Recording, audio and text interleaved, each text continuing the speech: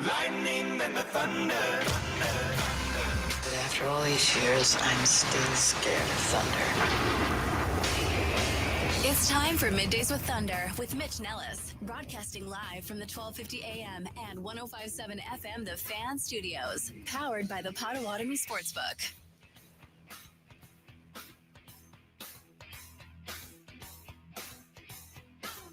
Good midday and welcome in. My name is Mitch Nellis, a.k.a. Thunder. This is Middays with Thunder. Right here on 1250 AM, 1057 FM, The Fan, free on the Odyssey app. Excited to be here with you today. Frank Schwab from Yahoo Sports will join us at 11:20. Lily Zhao at 1:20. Matt LaFleur is going to be speaking to the media. We will eavesdrop on that press conference as well. Assuming you did not miss it, because Christian Yelich sure didn't miss it. Last night at AmFam Field, sometimes the best tonic, sometimes the best medicine is just playing somebody that's, not so good. And with with no due respect to the California, Anaheim, Orange County, Los Angeles Angels, they're just not that good. They're just they're not that good. They're pretty bad. They're only 69 and 82, but they are who they are. And the Brewers surely took advantage of that last night. Christian Yelich 3 for 5 with 3 RBI. He's now up to 99 on the season. Bill Contreras, professional hitter, 2 for 4 with a couple RBI. He's up to 76. Andrew Vaughn with an RBI. Caleb Durbin with an RBI. Yelich was the only home run. He scored 9 runs. You get 1 home run. I like those numbers. Every starter, every player got a hit except for Joey. Joey was 0 for 4, but everybody played well. And Freddie goes 6 innings, 2 hits, 10 strikeouts, 2 walks, 1 earned run, lowers his ERA to 2.65, improves his record to 17-6. Man, you just don't get a lot of 17-game winners anymore. Very rarely do you get 20, and Freddie's only going to have 2 more starts, so he's not going to get to 20. But man, 17-6, just pretty darn good. He is now tied for the league lead in wins by a pitcher with Max Fried. He is 3 clear of Logan Webb in the National League, so he will win the he will finish the season with the most wins for any pitcher in the National League. He is 5th in Major League Baseball and 2nd in the National League in ERA. Paul Skeens, of course, leads everybody. He's at 2.03. Freddie's at 2.65, which is very good. And he's a strikeout guy, but he's not. He's never going to be, a true league leader in strikeouts. You look at him for the season. Man, where is he? He's got to be on this list, right? Oh, he's 8th. He's 8th. That's not bad. He's tied for 8th in the league, so he's pretty high on the list. And he's actually tied with Zach Wheeler, so he'll pass Zach Wheeler, obviously. He's 3 behind Chris Sanchez and 5 behind Jesus Luzardo. Man, Philly losing Zach Wheeler. I know they still have Sanchez and Luzardo and Ranger Suarez, but losing Zach Wheeler, man, they had a pitching staff. So we'll see how that goes the rest of the way for Freddie Peralta, who is tied for 8th. So he's 1st in wins, 5th in ERA, 8th in strikeouts. And I have my daily rundown, like my sheet of what I want to talk about today. And I put down on it because Yelich homered last night. And Yelich now, again, as we mentioned, with 99 RBI on the season, his 29th. He's got 29 homers and 99 RBI. So if he could just in his first at bat, just hit a solo home run and just get to 30 and 100 and just be done with it just like that tonight, that'd be great. I had written down on my sheet, are we underappreciating Yelich? Or now I'm thinking like, are we underappreciating Freddie?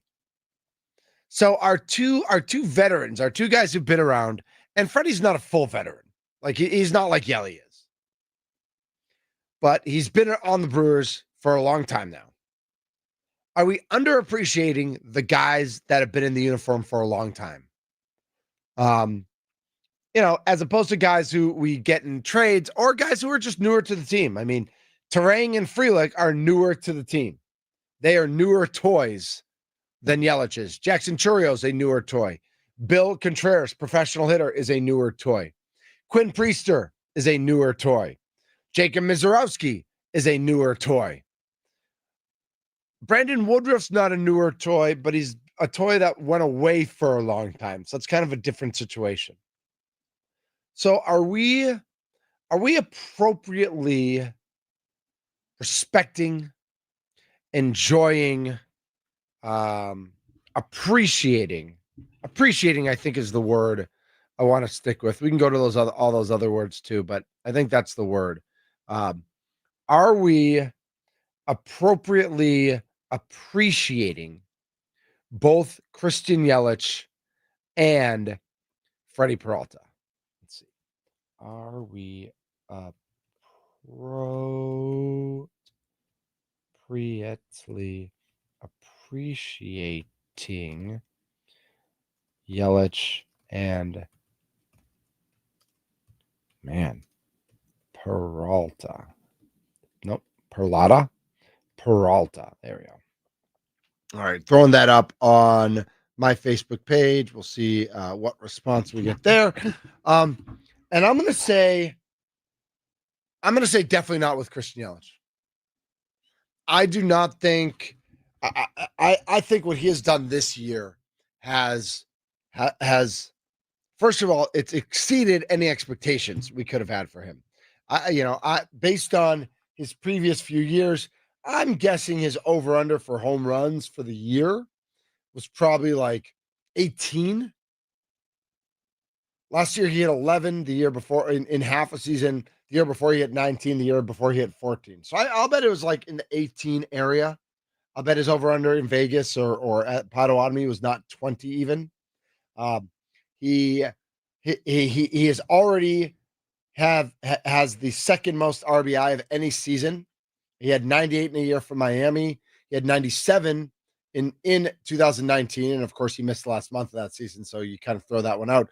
But he had 110 in 2018. I mean, he's got an outside chance to get 11 more RBI. That'd be a lot of RBI in the last 11 games. So I don't think he'll get there. But I don't think anybody saw quite this type of season from Christian Yelich. Charlie, are we appropriately appreciating the season Christian Yelich is having? I don't think people are. Statistically, he's having an MVP level season. It just sucks that Kyle Schwarber and Shohei Ohtani are also having MVP seasons, and you're seeing a lot more players have those types of years, I think, more often right now.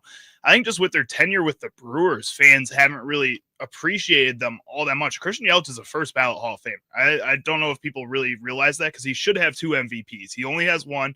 That second one he would have won if he didn't get injured at the end of the season. And I think he was on pace with Cody Bellinger that year. And I think he would have won it that season. I think you're right. And Freddie Peralta is going to finish probably 3rd in the Cy Young voting this year, solely based on the fact that he's not going long enough in some of these games. Right. But I think what he's done with the Milwaukee Brewers during his tenure with the team has been one of the most consistent pieces of this lineup. No matter what, he's constantly in that starting lineup, and Freddie Peralta is going to pitch every 5 days. It doesn't feel like that with almost anybody else on this team for the course of the past 5 or 6 seasons. And Freddie Peralta has been there. So seeing them both have these, for Christian Yelich, a rejuvenation of a season, and then for Freddie Peralta to have a breakout season, that's 2 of the key factors for why this team is performing at the level they are, along with Bryce Terang breaking out, along with Sal Frelick breaking out a little bit, and everybody else doing their parts. These are the 2 main keys. I think you're right about Freddie Peralta. When you look at the NL Cy Young numbers at the Potawatomi Sportsbook, Paul Skeens is, the overwhelming favorite. Christopher Sanchez is second. Freddie's third. Freddie could finish second. He could finish, but I'd be surprised if he did. He'd probably finish third. When you look at the National League MVP, Shohei is as big a favorite as Skeens is for Cy Young. Shohei's there for MVP. Then it's Schwarber. Then it's Juan Soto for the Mets. Then it's Ketel Marte for the Diamondbacks. Then it's Manny Machado for the Padres. Then it's Corbin Carroll for the Diamondbacks. Then it's Freddie Freeman for the Dodgers. Then it's Francisco Lindor for the Mets. Then it's Paul Skeens for the Pirates. Then it's Trey Turner for Philly. This is an absolute I get this has nothing to do with Potawatomi. This has to do with the gamblers. It is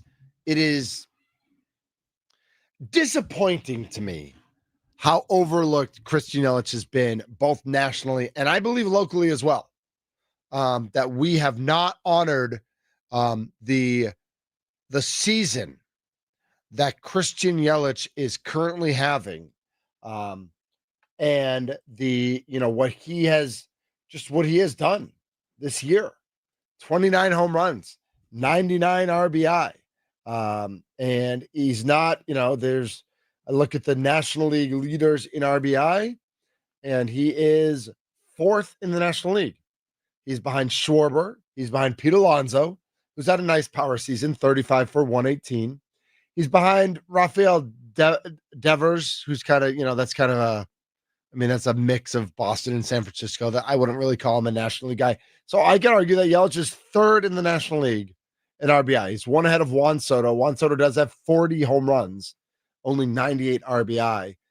Shohei has 50 home runs, only 94 RBI. Now Shohei bats leadoff for the most part.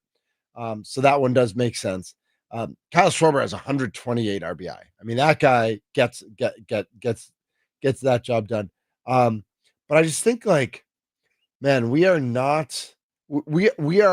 witnessing a great season by 33-year-old Christian Yelich, and I want to appropriately honor it before we get to the postseason.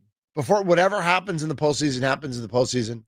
Whatever happens the rest of his career happens the rest of his career. I mean, I don't know that you can go to next year or the year after and expect him to go 30 and 100 as a 34-year-old, as a 35-year-old, as a 36-year-old, whatever that might look like.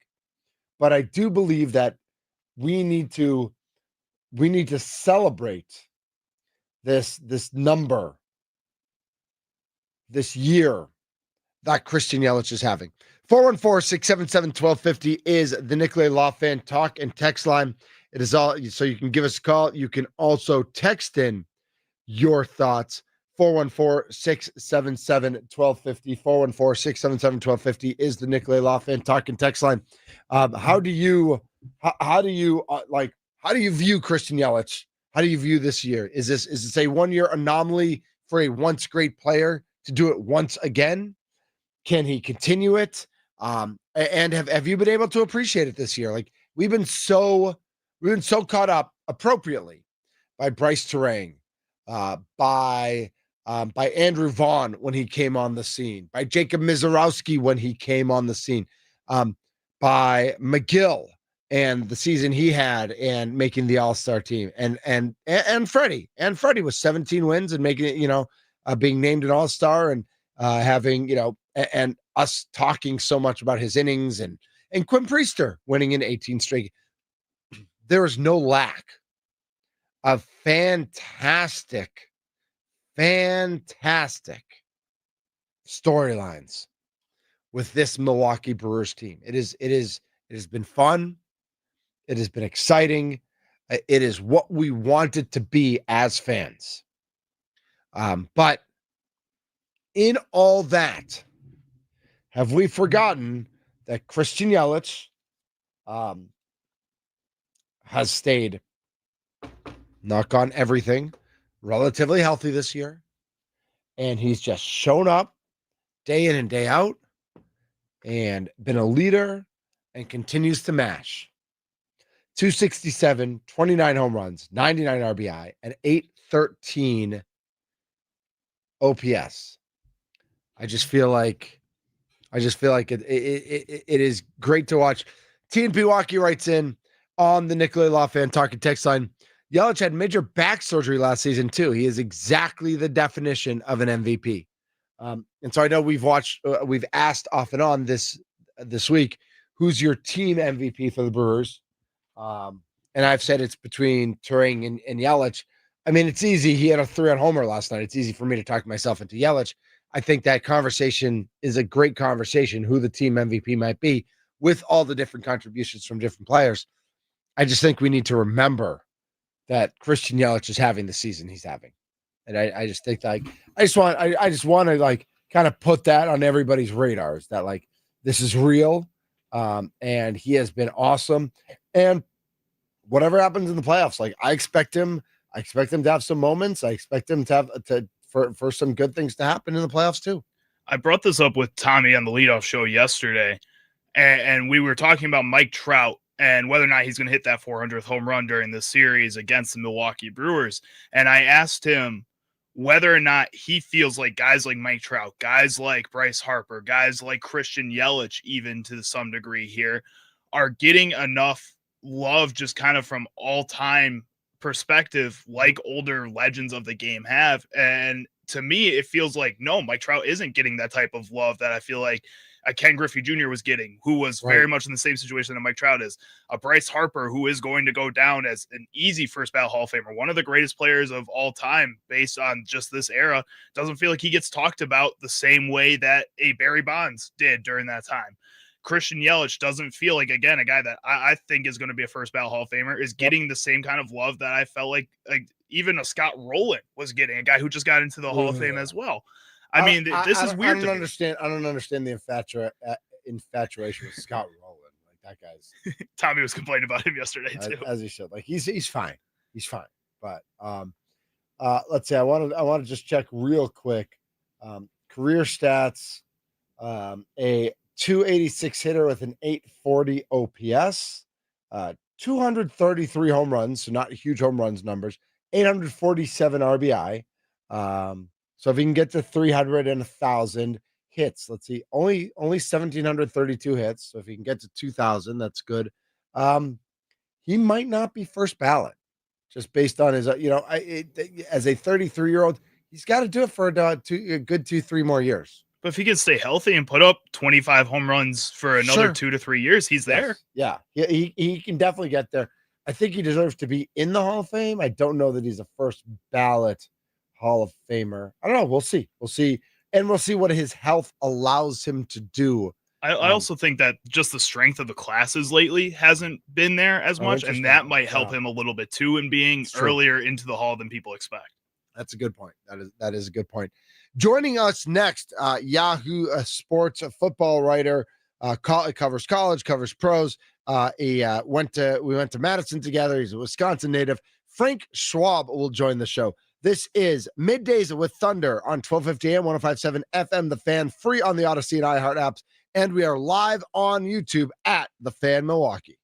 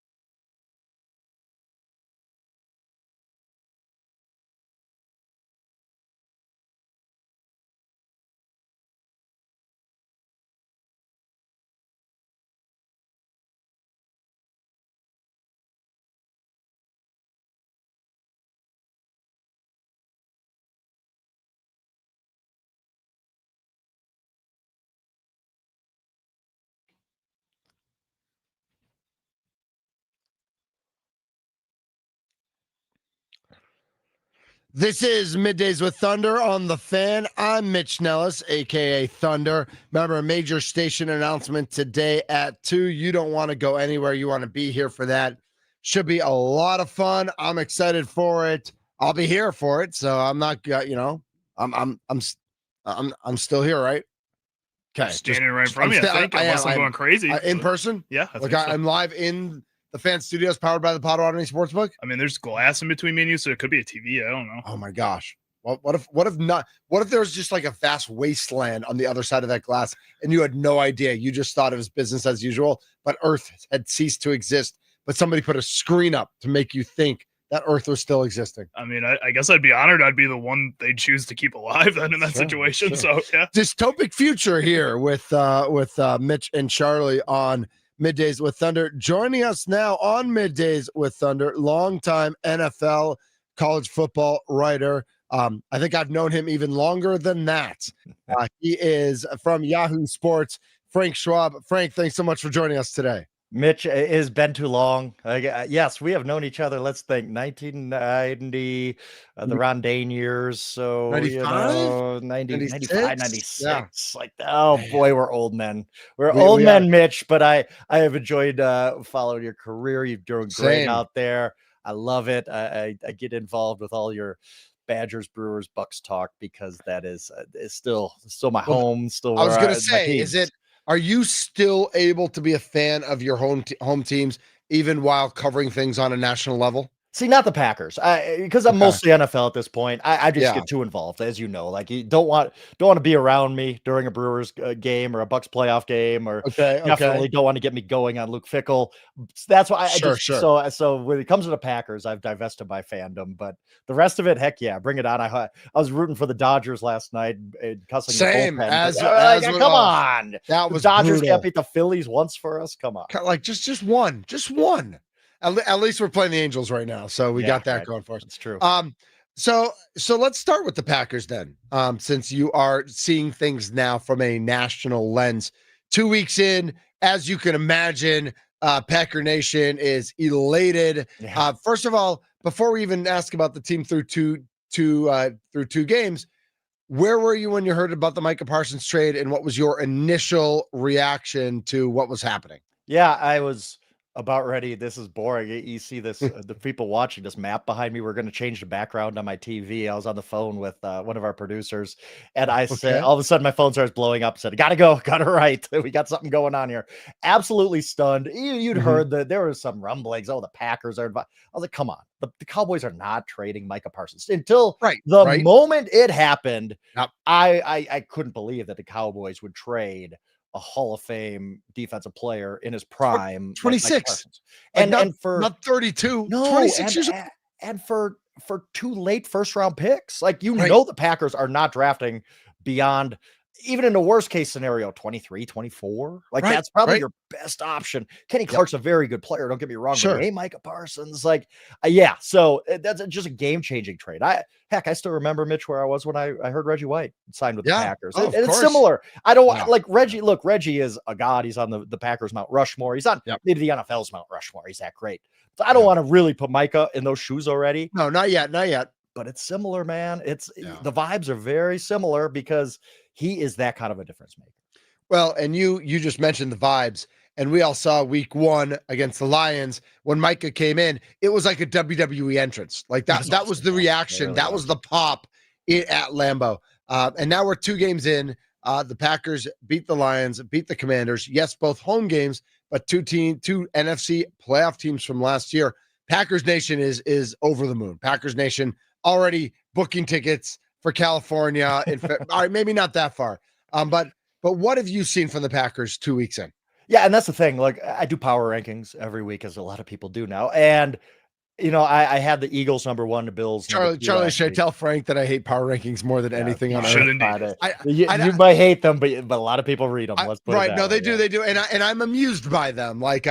Because we have standings in the NFL, so I make fun that Power rankings is a college football thing because we have rankings. In the NFL, we actually have standings that matter. Yeah. Um, Sometimes but- they do. The Arizona Cardinals are not one of the best teams in football, even though they're 2-0. But that's fine. I Like, hear you. I hear. I get the concept and I appreciate it, and it's fun. It's fun to banter about, right? Absolutely. But I'm sitting there saying, I respect the Eagles, I respect the Bills, but what's the best team I've seen through 2 weeks? It's easily the Packers, and not just what they've done, but I think you have to look at what the Commanders and Lions have done in the games they didn't play the Packers. Yes. Everybody was freaking out about the Lions offense. Oh, they can't block. They can't move the ball. They didn't score until a garbage touchdown last minute.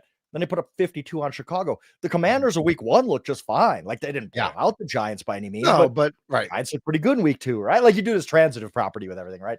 And the Giants, like, they handled the Giants, come to Lambeau and get absolutely smashed. Like, you look at how I haven't lost any respect for the Lions or the Commanders, really. It's just, I think the Packers are that good. They are the best team of football right now. I mean, look, it's close. The Eagles are unbelievable. They have that roster, and the Bills are really good, and the Ravens are really good, and the Chiefs are going to be there at some point. Lions are going to be there. The Lions aren't going away. I'll put it that way. I think we agree with that. But it's just right now, you look at that defense with the Packers, probably it looks like their best defense in 96. And combine that with how efficient Jordan Love has been when he needs to be. I know there have been some lulls in the second half if you want to pick nits, but the only issue I have with the Packers is, are the receivers going to be good enough? Because we can't be sure that Jaden Reed's going to be Jaden Reed when he comes back. Whenever he comes back in December, January, who knows? Like, 2 surgeries in one day is no joke. I've never done it, but I assume it's no fun. And are the receivers good enough? That's the one question I have about the Packers. But even then, Tucker Kraft looks like all of a sudden a breakout star. So there's not many weaknesses right now. Frank Schwab, Yahoo Sports, joining us. Follow him on Twitter at Yahoo Schwab. And you mentioned the wide receivers. I really like Jordan Love, but I don't love Jordan Love. So 2 games in, he's done everything he's needed to do. I'm more, I want to see, and maybe it'll never happen this year. Maybe he doesn't have to win a game. Maybe the rest of the team is so good that he can go out and manage and make good throws, and the defense does what it does, and the Packers just win football games, and that's great. I don't know why I have this like little voice in the back of my head that's concerned that, like, in a big game, in a big moment, I'm not sure that I can always count on Jordan Love to get it done. So again, kind of from a national perspective, what is the view on Jordan Love right now? And I'm aligned with you. I think he's good, not great. Although our, Nate Tice, who works for me at Yahoo Sports, who's great film guy, really, really smart, obviously son of a coach, former Badgers backup quarterback too. He picked Jordan Love to be his MVP this year. And I understand where he's coming from. I understand the thought process of he's going to be on a really good team. He's going to put up good numbers. And he can't look, we saw 2 years ago, it kind of seems like a long time ago, but the second half of the 2023 season he was unbelievable. He was elite. I mean, and if you could recapture that, but I don't subscribe to this theory that you need a top 3 quarterback to win a Super Bowl. Jalen Hurts is a very good quarterback, but I don't view him as Lamar Jackson. No. The Eagles never need, like you said, Eagles really never needed him to win a game last year. Like, he played well, and he was Super Bowl MVP, but honestly, a Super Bowl MVP was Eagles defense. Like, you can't give it to all of them, so you give it to the quarterback. And I think that's the template for the Packers. You say, do we need Jordan Love to win a game? You might at some point. Like, the NFC is really, really good. It's tough. Yeah, you're probably at some point going to put the game in Jordan Love's hands and see if he can win it. I think he could, but maybe you don't need it. The Eagles didn't need it last year. Like, and I think Jordan Love is good enough. He is good enough to win a Super Bowl with a great team around him, and that's what he has. All right, Frank, good, bad, or ugly, you get to take your pick. What has surprised you, confused you, confounded you the most 2 weeks into the NFL season? Oh man, I just, part of it is the Chiefs being 0-2. Not that I expected the Chiefs to be 15-2 again, but just you don't know. I don't want to pour dirt on the Kansas City Chiefs yet. They've won 9 straight division titles. They've made the AFC champ. The worst outcome of the Patrick Mahomes era for the Chiefs is losing an overtime of the AFC championship game. Like, this is ridiculous run they're on, but yet you look at them and you say, they can't run the ball. They have no receivers right now. That will change eventually when Worthy and Rice come back. They play at the Giants on Sunday night, which I don't think they're going to lose. But if they do, after that, they have the Lions, the Ravens, and the Jaguars in the 3 games that Rashee Rice is going to miss. Are we looking at like a 2-4, 1-5 type of Chiefs team? Like, I don't think so, but And- it's ugly, Mitch, right now. Like, That is. and also the division's not going to do them any favors. The Chargers are really, really good. I think the Broncos are going to be good. If Yep. the Chiefs do dig that kind of hole for themselves, are we looking at a Chiefs team that might miss the playoffs? Like, that's what's confounding me. Where I'm just, I do think it's bad for the Chiefs. It's not yet ugly. I'm not saying the Chiefs dynasty is over yet, but it's bad. They're in a bad way. They got to win some games, and you better not lose against the Giants on Sunday night because you don't have any gimmies coming up either. No, and we do see that with a number of teams that when they get old, kind of collectively, not necessarily like not that Mahomes is old, but certainly has a lot of tread on his tires. When teams get old, it does kind of happen in a hurry. Yep. And sometimes it Chris does Jones, happen out of Travis nowhere. Kelce, Right? like, all of a sudden you're like, oh, okay. Yeah, you teeter on that cliff and they might be on it. Especially, I mean, Kelce, look, he's already defied the age. Right. Tight end. He's like, there's no surprise if he has a bad season, but Chris Jones slowing down, that would be a little more surprising. And apparently he was doing a lot of talking. I know the Eagles were mentioning that he was, classic doing all this talking. But at the end of the day, the Eagles won. All right, so we got to talk about the tush push. We got to ask about the tush push. Oh, goodness. I don't like the tush push at all. But like, I don't think it's a football play. I think it's more of a rugby play. But like, whatever. Like, if it's gonna be there, it's gonna be there. I just want it. And I know officiating's hard, but if they're false starting every time to get extra leverage with the tush push, that's where I like. Could false starts ever become review worthy because of the tush push? Like, what do you see happening with this? I just find it funny that false starts aren't being called on a play. So instead of the solution being call false starts, it's ban a tush push. Yeah. Like, come on. Just call false starts, right? You should call false starts. I will say, Mitch, and I was just talking about this on another show. It is hard in real time when we can slow it down and say, oh, he left a split second early because we could pause the replay. Hey, I don't want to bring up ancient history, but go back to the Ice Bowl and Bart Starr's quarterback sneak. Jerry Kramer had a false start. Okay. Like, it happens sometimes. Like, right. It does happen. Like, it's hard to legislate. It's hard to get split second stuff out there. I think we are just looking for reasons to complain about the tush push. The one argument against the tush push is it's not aesthetically a great play, and rules are made all the time for the viewership, the viewability, I guess, we got rid of the shift in baseball, which we should have done. Got rid of the neutral zone trap in hockey. We've gotten rid of a bunch of stuff. Like, in the NBA, we've gotten rid of a lot of the fouls to create flow in the game and all that kind of stuff. Yep. Rules in the NFL have happened too. Just for saying, look, you're not doing anything wrong. You didn't break any rules, but you're doing this so well that the game has become unwatchable because of it. But shift, perfect example of that. There's nothing wrong with it. There was nothing in the rule book that says you're breaking the rules, but this isn't good for the game. The tush push is not a fun play to watch. Like, I remember being at the Super Bowl, and when they called the play down at the 1 yard line right away early in the game when it was scoreless, the Eagles had the ball at the 1 yard line, and 118 million people watching that game knew exactly what was going to happen next. Like, is that fun? Like, no, it's not. So, but I do think it's just a lot of sour grapes. I think it's a lot of, we can't stop this play, so we're going to make all kinds of excuses and just try to legislate it out. There's no injury data for this. Like, I see guys that get injured on slant routes. Slant routes. Like, I feel like that was made up. I feel like they made that up.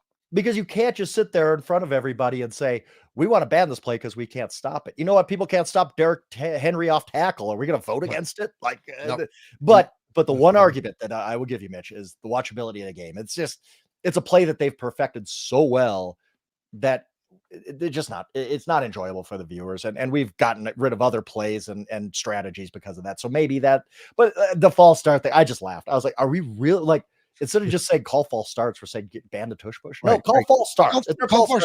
I totally agree. Frank Schwab, Yahoo Sports writer, with us today on Middays with Thunder here on the Fan. Are you still making picks every week? Are you still doing your picks? Okay. Don't look at my week 1 picks. Don't look at my week 2 picks. Right. Is that okay? Is that can we erase that from the internet? Not giving any. I mean, if you want to give away a pick for week 3, you can. But more big picture, like, do you have any special techniques, besides looking at, obviously team's history and what they've done and home and road and all the different permutations that you can come up with. Like, do you have what is the Frank Schwab way of coming up with your picks every week? A ton of tools in the bag when you've been I've been betting as almost as long as I've known you, Mitch. So you get, and I'll give you one for this week, which I think is huge. That it's just not fair. It is not fair, and I don't know why the NFL does this. There is one of the biggest scheduling discrepancies you can have in an NFL game this week. The Washington Commanders played on Thursday night at Green Bay, as we all know. So they have 3 days of extra rest for any team playing on Sunday. Yep. They play the Las Vegas Raiders, who played the latest possible game of the season, the second game of a Monday night doubleheader. Yes. They got done at midnight, at 1 a.m. Eastern time. Yeah. And then you're making the Raiders time, go on the road and play an early game in Washington. Mhm. Why is this fair? Why is Washington only a 3.5 point favorite? That's it. Like, because Jaden Daniels, he's banged up. I get that, but Yeah. Mariota's competent, and I just think he is competent. He's decent. Yeah, and the scheduling mismatch here, it's just Yep. so unfair. So stuff like that, Like I look that at one. that stuff like that all the time. Sure. Where I say, if you're giving a team 4 extra days of rest, I believe it's 4. My math is not good. I didn't take any math classes at UW, Mitch. So I think I took one my freshman year, and that was it. that was it. Yeah, I didn't need that. I didn't need that garbage in my life. Math, come on. Math is Journalism degree didn't need math. I was told there'd be no math. So when something like that, pops off the page, or I like taking teams their first game with a backup quarterback, because I think they rally around those guys. Like I was on San Francisco agree last with week. that. Everybody was taking the Saints. I'm like, the 49ers are gonna rally around Mac Jones and play well, and they sure did. Like, I don't get all of them right that way. There's a lot of of course. I played against the Rams last week because they were going East Coast and early dead spot that blew up on me, but. Yeah, I look at it from all angles because it's fun. It is so. I know you guys at the Potawatomi Sportsbook, right? Yeah, Potawatomi Sportsbook, absolutely. And they have 2,000-foot screens now. Mitch, I'm telling you this. When you get to Milwaukee, we will go. I was just gonna say, if there's a trip in October in my future, please, please, we'll hook up. We'll hang out at the Potawatomi Sportsbook. Absolutely, we will. You let me know. All right, so I got to ask the question, right? Because we're both Badgers.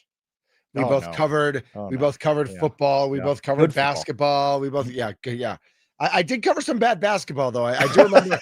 I do remember writing an op-ed for the Badger Herald. Yes. After driving to Charlotte to watch the Badgers score 32 points against Steve Alford. Yeah, that was the ugliest game I've ever watched. And I think I should never be embarrassed to be a Badger.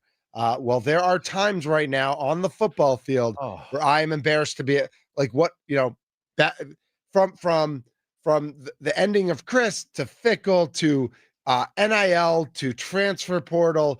Like, why has this program absolutely evaporated at a time when, like, I mean, I was going through some of the standings, and I think it was either 18 or 19.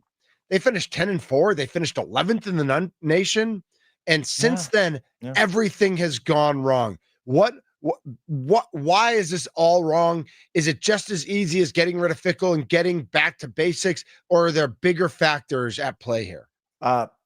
Boy, I think it's going to take a while to dig out of the Fickle mess. I can't lie. The buyout is really, really scary. Like, are we going to really do this? Like, so everything about that program scares me right now. And because we're both old enough to remember when Wisconsin football was trash. Like, when terrible, of course, before Barry Alvarez. And yes, we had decades of success, but we always hold on to that. I think if you're fans of a certain age, we could go back to being absolutely irrelevant in a second. Absolutely. Years, right? And right, I worry about that. I really we talk about that now. We're like, people are starting to say that here in Milwaukee and Madison, that it's starting to feel like Don Morton right now. Yes, and that's we thought we'd never be back here.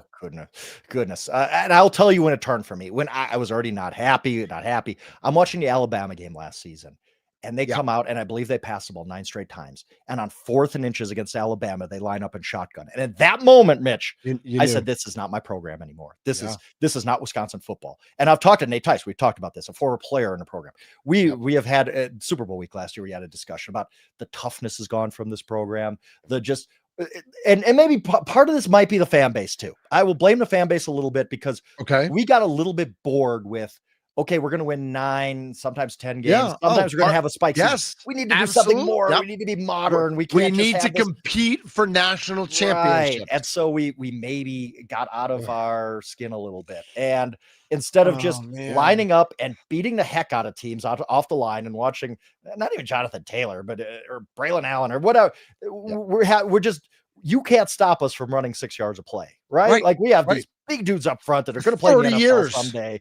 For 30 years, this worked. And I'll admit to being a little bit, hey, is there another level here? Well, maybe there's just not. And now you look back and you say, actually winning like 9-10 games, going to bowl games, competing against the top teams in the Big Ten, maybe not beating them all the time, but you competed. Yep. And that sure was nice. Because we were just running this really weird knockoff version of what everybody else is running, and I don't even know what it looks right. I don't even know what they're doing. Like it's such a mess. There's and the recruiting is bad because there's I don't think there's any NFL talent on that team as far as like not much. Even top 2-day picks. Like definitely not a first day pick. There's TJ Watt not walking through that door. Like Jonathan Taylor's not walking through that door right now. Nope. So I just wonder how long it's going to take to dig out. Now maybe you make the right hire. Look at especially in the NIL era where rosters are turning over every year. It's kind of a year-by-year proposition. So if you hire the right guy, maybe it turns really, really quick. But man, it's scary right now. It's scary to think that this is 1988 again, and all of a sudden Badger football is absolutely irrelevant. It sucks. I didn't even know the Badgers played the early game on Saturday, and honestly, I didn't turn it on right away. I was on a family trip. Like do you remember Drew Wagner? Yeah, of course. Yeah. So Drew covers the Brewers for ForbesSports.com, and he's our Milwaukee baseball insider.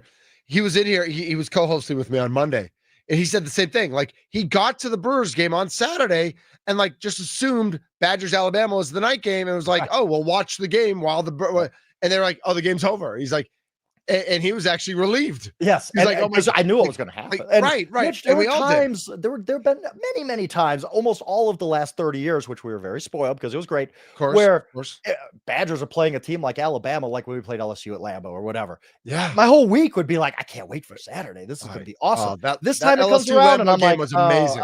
I turned it on for like one drive. It was right after the kickoff return. I'm like, I might as well turn it on for a little bit. I watched him cover nobody and turn it back. Right. My wife's aunt and uncle and cousins live in Birmingham. And so they had like reached out to me and they were like, oh, you should come down. You can stay with us, blah, blah, blah.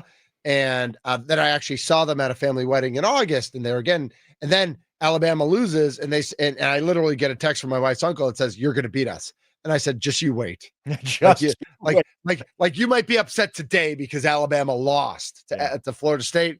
Just wait. Like you can say that because you think Wisconsin's still Wisconsin. Wisconsin's not Wisconsin right now. Mitch, well, one of my buddies, because I'm based in Colorado, obviously I live here. One of my buddies, big CU fan, and he texted me the other day right after their game, and he's like, "Man, Colorado is garbage this season." I texted him back. I said, "You want to see some garbage football, buddy? Tune into Wisconsin at Alabama tomorrow. You'll see some garbage football." As the co-host of the Mason Crosby show as well here, I can also vouch that Colorado might be garbage this year. Yeah, they might be. They also are garbage. But yes, people think Wisconsin's still okay. I know. And then it's like, I'll be honest with you, that spread, we talked about spreads minus 20 and a half. Like, I thought it was gonna be 35. Like, dude, we're losing our brains about this week. Like, why are they why did a game open at 6.5 now to 9.5 against Maryland? I know Maryland's not that good, but I like Maryland in this one, right?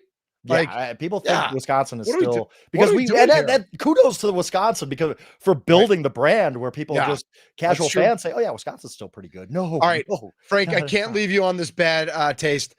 Just give me your thoughts on how you've enjoyed this Milwaukee Brewers season. Oh my goodness, it's been so fun. The winning streak. And I love Pat Murphy. I mean, there could not be a better manager for the Brewers. Thank you, Greg, for leaving for Chicago. But brighter skies over there, huh? Yeah, buddy. I absolutely love it. I am so thrilled for the success. And I'll tell you this, like and we talked about this on Facebook yesterday. And I think that, the whole, like this number one seed matter and home field and all that. What matters for me is I want to be able, and I know this is dumb and you're not going to raise a banner for it or anything, but I want to be able to say 5 years down the road, you know what? In 2025, the Milwaukee Brewers were the best team in baseball for the regular season. I just want to be able to say that because we have suffered through some dark days as Brewers fans. It's been a lot better lately. I worry about the playoffs. The Sure, dread sure. creeps in. I think Pete Alonso's homer broke me. I have no hope anymore. You're not I can't alone. So Tommy, who's the producer for on Yeah. the Mason Crosby show, he says, I mean, he was at that game and he says he's Oh. never been the same since then. No, it just crushed me. It was to the point where I'm talking myself out of getting excited for the playoffs at all. And I hate to say that. I will when it comes. But one of my friends out course. here, she's from Milwaukee too, and she's like, if they go to we got to go to a World Series game, and I'm like, I can't even get them past one series right now. I'm just so broken from that game. But we'll get there and hopefully do well. It's just been such a fun season. This team, Yeah, it's been where they're great. down 6-2 in the 8th inning against the Cardinals, and you're like, they got a shot to win this. Like, why not? Yeah. Like, That, that's that never was, been the that case, Saturday ever. night was awesome. Yeah, Oh, that it was was awesome. awesome. It was incredible. I wish the Phillies would lose a couple games here just to I mean, get come on, that Dodgers, best just record in win a baseball. game. Like you're the Their Dodgers. bullpen is trash. Their Oh, it bullpen is so such bad. trash. But I always It's like me and you. It's like me and you out there. yeah, right. But here's the thing, Mitch. I sit there and I watch this Dodgers bullpen be trash. In the back of my mind, I'm like, yeah, the Dodgers are going to face the Brewers in the NLCS, and their bullpen is just going to be like lights out and throw like 17 scoreless innings in that I series. know. Like, That's how we think, right? I just hope and pray just once in my life, just once. Yeah. I don't want a dynasty from the Brewers. I don't want 2 World Series titles. Once in my life, and I could die a happy, happy, happy man. Follow him on Twitter at Yahoo Schwab. Anything you want to leave us with? Anything you're working on right now? Any stories? I know you got a story up right now about the Houston Texans Yes, and oof, that they may be in a bit of a messy situation. Anything else you want to share with us? No, I just NFL season writing every day, but still have an eye on the baseball campaign it. that's been so good for us. So Got go it. Brewers, go Bucks, go Yes. Badgers basketball. I love Badgers basketball. They're fun. We both do. But Yep. go Badgers, go Brewers, go Bucks. And I love you, Mitch. I'm so glad you reached out. So glad we could do this. It's been too long since we talked, my old friend. This is love you really, too, really bud. fun. This was great, and let's do it again. We're on. I got your number now, and so I'm not going to be shy. Absolutely, buddy. All right, Frank, again, if things turn out in October, we're going to hang out. Absolutely, we are. Frank, thanks so much it's great catching up, and we'll talk to you soon. Appreciate you.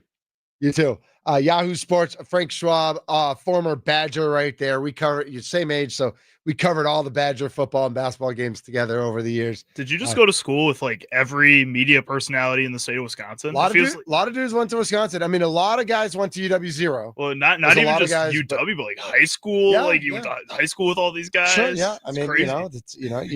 I guess what I would say about that, Charlie, is I've always been kind of the king of keeping in touch with everyone. Like, I don't know if that, whatever my personality is like, I've always and even people I went to grade school with and middle school and high school and college, like if I was friends with somebody, I have contact information. I just keep in touch. Obviously Facebook helps that it says everybody's birthday. It's like it's send like random birthday greetings to people who I haven't talked to. I mean, I haven't talked to Frank. I mean, we've texted and we've Facebook messaged over the years, but we haven't seen each other. We haven't talked in a couple of years. And we bump into each other at a game or something like that. But it's all just I always like keep it like leaving that good impression and make growing your social network as big as possible, because you never know who's going to land who. One day Frank Schwab isn't going to be working for Yahoo. He's going to own his own sports site, and then he's going to hire me to be his right hand man, and then we're all good, right? There you go. And it's all gravy. It works out. All right. We're running up against it. We got a quick segment coming up, and then we will get into Matt LaFleur's press conference. Matt's talking to the media. Lily Zal is going to join us in the 1 o'clock hour as well. And of course, the major announcement on this year's station coming up at 2 o'clock. My name's Mitch Nellis, aka Thunder. You're listening to Middays with Thunder on the Fan.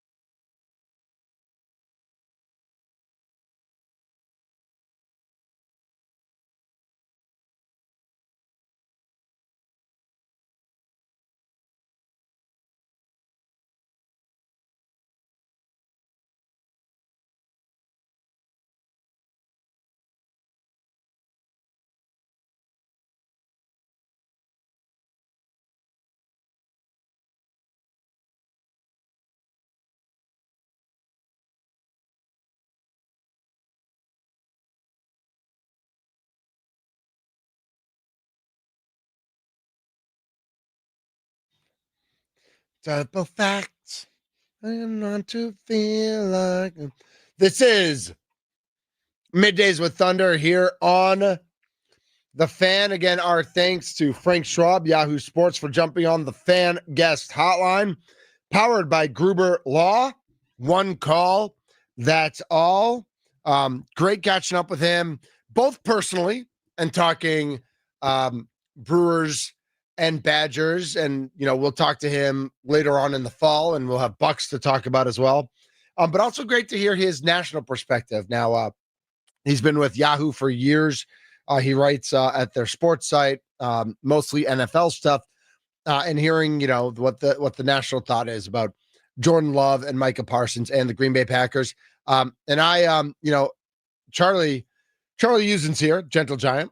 I know we talked a little bit yesterday about going over the power rankings, and we went through a bunch of them. And I didn't realize that he was the Yahoo Sports one who had number one. Oh, I didn't realize that either. Actually, he's the Yahoo Sports. He does the power rankings, and he has them number one because, as he said, like if you're looking at the Bills and the Eagles and the Packers, the three best teams who are 2-0, with no due respect to the Cardinals, the 49ers, the Rams, the Colts, the Chargers, the other teams that are 2-0, who are all good.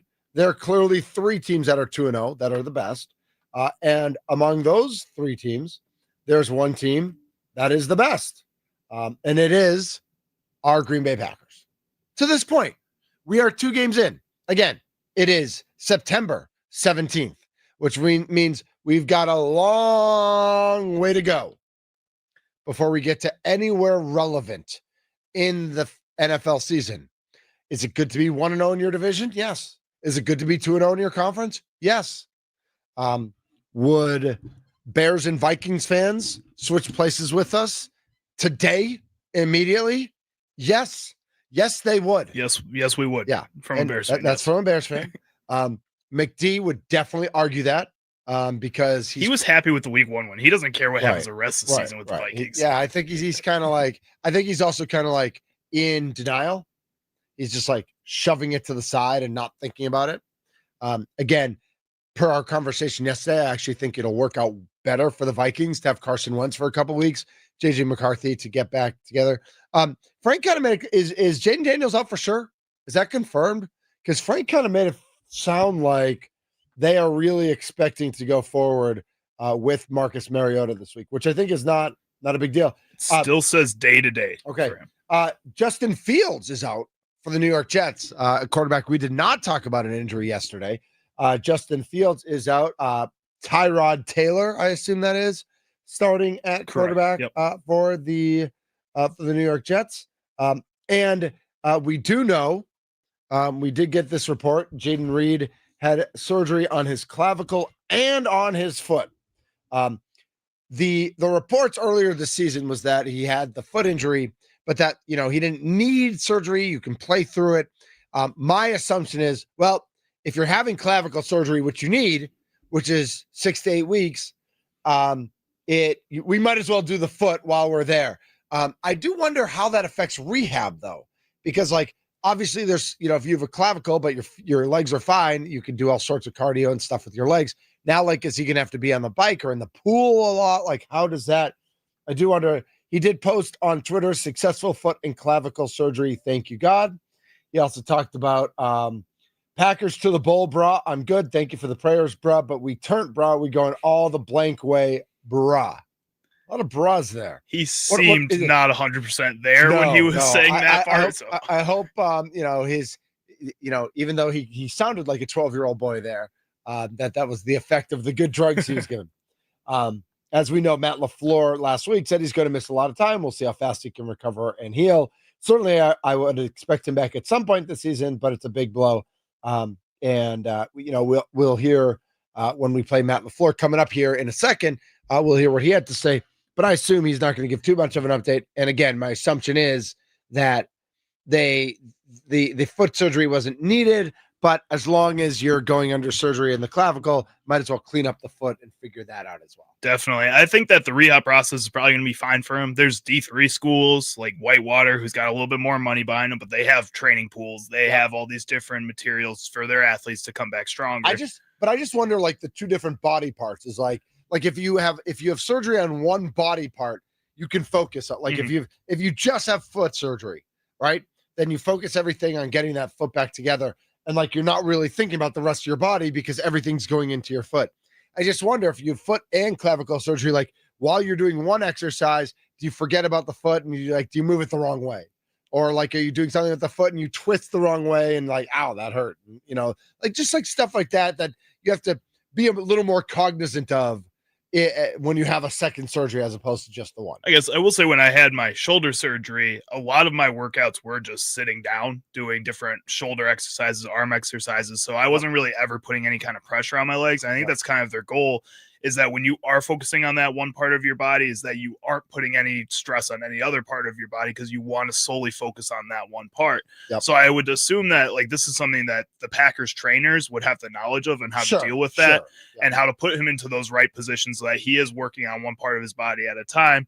And then like when I was doing my shoulder like rehab, it was on the bike and that was about it, like outside of the stuff you would do with your shoulder. Yeah, no, you're right. I mean, and that all makes sense. And they have world-class trainers there and all that sort of stuff. I'm sure they're ready for it. I just think like, part of the onus is going to be on him to like really, because he has to do double rehab now. And so, you have to, it's a big task, in the mornings, you do your clavicle, in the afternoons, you do your foot or whatever it is. And that's how it works. This is Middays with Thunder here on the Fan. Again, thanks to Frank Schwab from Yahoo Sports for jumping on the Gruber Law, the Fan Guest Hotline. Powered by Gruber Law, one call, that's all. I had a blast with him. We're going to hear from Matt LaFleur. Matt LaFleur spoke just now to the media. We are going to hear what he had to say when we come back here on Middays with Thunder, 1250 AM, 105.7 FM, The Fan, free on the Odyssey app. We are on YouTube as well. We're 2 hours away. 2 hours away. Let's go.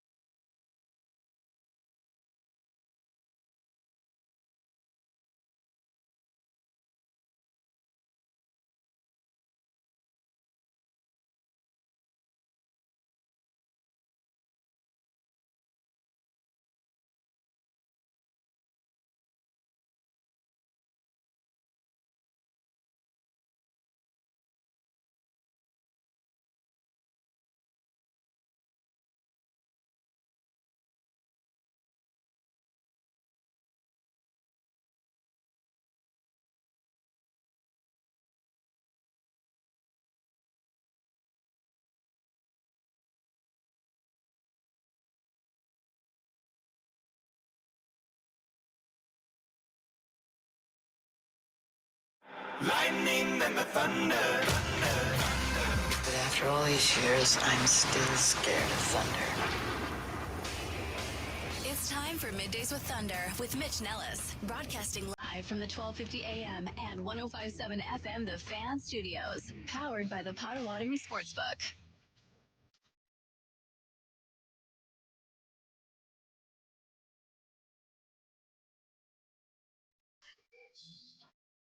Yeah, boy. This is Middays with Thunder. It's lunch with Thunder. It's noon. That means it is lunch with Thunder right here on 1250 AM, 1057 FM, The Fan, free on the Odyssey app. Joe Burrow's out. Justin Fields is out. Jaden Daniels might be out. JJ McCarthy's out. Man, quarterbacks dropping like flies in the NFL.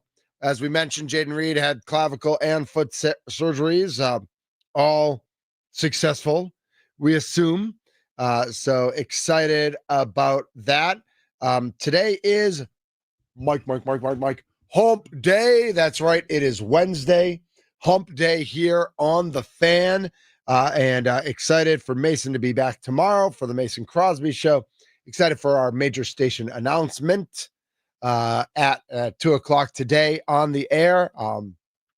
Should be a lot of fun things happening. The Brewers' big win last night, 9-2. Christian Yelich with a 3-run homer.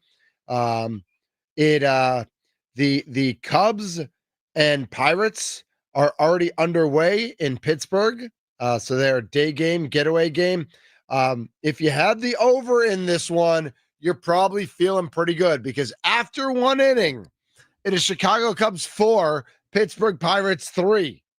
The Cubs put up 4 in the top of the first against Pittsburgh. Pittsburgh comes right back with 3 more, and they do it again against Matthew Boyd. And Matthew Boyd, who was the ace of this staff, who as of in let's see, I'm going month by month here. In April had a 3.18 ERA, in May had a 3.54 ERA. But then in June he had a 1.78 ERA, and in July he had a 1.97 ERA. Well, in August he was up to 4.54, and so far 2 starts in September, not counting today, he's at 4.50. So he's probably way over that as well. Matthew Boyd really struggling there for the Cubs, and you know, it happens. It's too bad. But we'll keep our eye on that one, as I believe the Brewers' magic number is 7 now to win the division. The Cubs' magic number is also 1 to clinch a playoff spot. So if the Cubs win today, they will clinch a playoff spot, still be significantly behind the Brewers in that division race. Man, 4-3 after 1 inning. Again, take the offense there in Pittsburgh. Take the over in Milwaukee later tonight, 6:40. It's Angels at Brewers. Jose Soriano, 10-10 with a 4.13 ERA. He'll be taking on Brandon Woodruff, who had a start skipped, so he should be very well rested. He's 6-2 with a 3.32 ERA. And want to remind everybody that Sparky is going to be out at, I want to get the name of it right. It's Jack's American is something or other. Man, where did I put this email? Sparky sent it to me. I put it in my Sparky folder like I do. He's going to be at Jack's American Pub on Brady Street. So we had a great time at the Broad House on Oakland yesterday. Today, Sparky's going to be at Jack's American Pub from 2 to 5 with Wisconsin Sports Daily, served up by Wendy's. And then, of course, Tommy will be there from 5 to 6:30 with the leadoff show, taking you right up to Brewers and Angels at 6:40. So plenty going on. Lots of things to keep track of. Lots of things going on. And while we keep track of all those things, of course, we have to keep track of what's going on 90 some miles to the north of us. And that is our Green Bay Packers. Before we get to Matt LaFleur in his press conference, Charlie, how you doing, buddy? I'm doing all right. Yeah, are you gentle gianting? As much as I can be. It's a very busy day here at the Fan, Mitch. I love that you are in the middle of it all, because you're like calming presence of this like big 6'3" dude who's like in the middle of the whirlwind of all the things happening with our major station announcements and all the great things that are coming for all the fans of Southeastern Wisconsin. I love that you're in the middle of it because you're like, oh, something popped up. I'm going to go talk about it and take care of it. All right, done. What's next? Oh, something else popped up. Okay, I'm going to take care of it. Now, would we all like things not to pop up and things to be as easy as possible? Of course. But that's not life. No, that's not how things work. It is. We are here to support each other. So if I can help in any way, let me know. I know we have a great team here in general, and everybody's excited and ready for working their butts off. Yeah, working their butts off. Exactly. So just want to say that you are appreciated. I appreciate that, Mitch. You're appreciated as well. I just show up and look pretty. I don't do a whole lot. Well, you're good at that, Mitch. Well, half of that. I show up. I don't know if I look pretty. Some people. You know who looks pretty? Who's that? Matt LaFleur. He is a pretty man. There are numerous TikTok accounts out there that are like, so excited for a football Sunday. Why? And it's like, do you just like watching football games? And then they're like, holy bleeping airball, and they just show pictures of Matt LaFleur. It's like, there's a. Are you one of those accounts? No, I'm not. I'm not. I don't post enough on TikTok. I really. I have a friend who used to be in radio who was doing a lot of lurking on TikTok, and she was actually creating some content. But she read a post that said, like, not every time you log in, but if you log in every day, you should be posting on TikTok every day. Like, you should, like, that should be the payment for like spending however long you're going to do, like watching people's videos. You need to create something so that you're a creator, so that you got the creative juices. And I 100% agree with that. I just haven't done it. And so I feel like I got to do it. Though I did post a really good picture on Twitter last night of me with a Sun Cruiser with Tommy in the background being like, while Tommy's at work, thunder shall drink. That was a pretty good one. Yeah. I thought that. Should just posted a video of you drinking a Sun Cruiser on TikTok too. Charlie, why didn't you think of that yesterday? All right. Next time. And there will be a next time because Sparky's out today. He's at Luff's tomorrow. I don't know if I can't stop by today because we got a basketball meeting. Basketball already. We got a basketball meeting for the high school team. We got some other stuff going on tonight. But tomorrow we're at Leff's. And I've known Chris Leffler for years. So I definitely have to pop out to Leff's and see what's going on there. And actually, I don't know the people at Jack's, so I should probably talk to them at some point. But I know that because I know the people at Leff's, they're on my radar for some things in the future. Wink, wink. If you know what I'm talking about. Just can't wait to see. Can't wait to see. Can't wait to hear. But let's get to Matt LaFleur. We'll play a little bit of Matt LaFleur. We'll react. We'll do our fun reaction thing.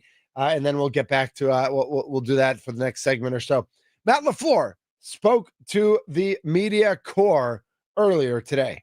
As you've gotten into the tape this week, the Cleveland cornerback safety group in particular, what have you seen from their play?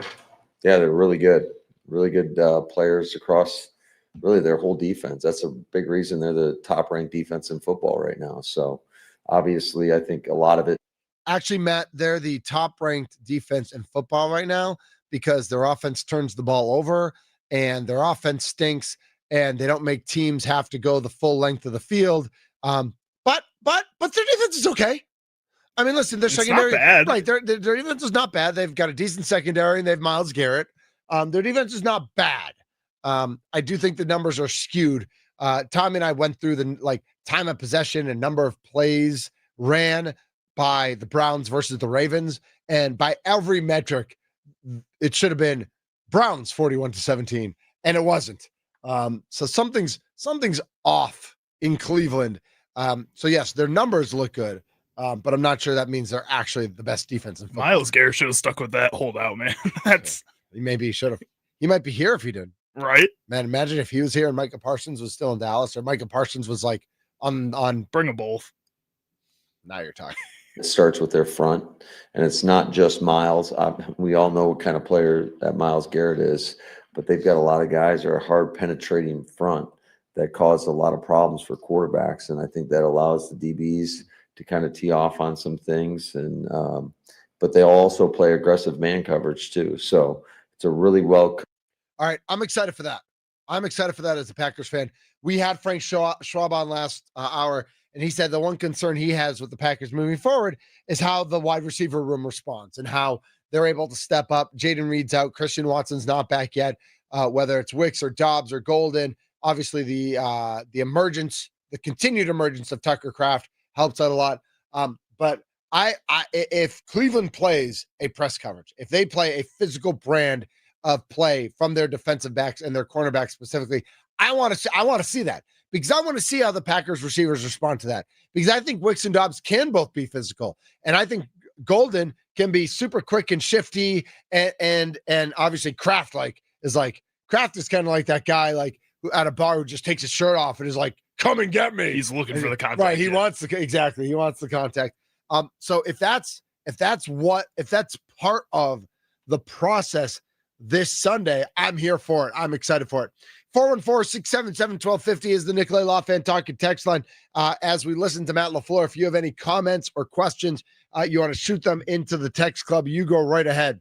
414-677-1250. So make sure you tune in and get your questions into the text club.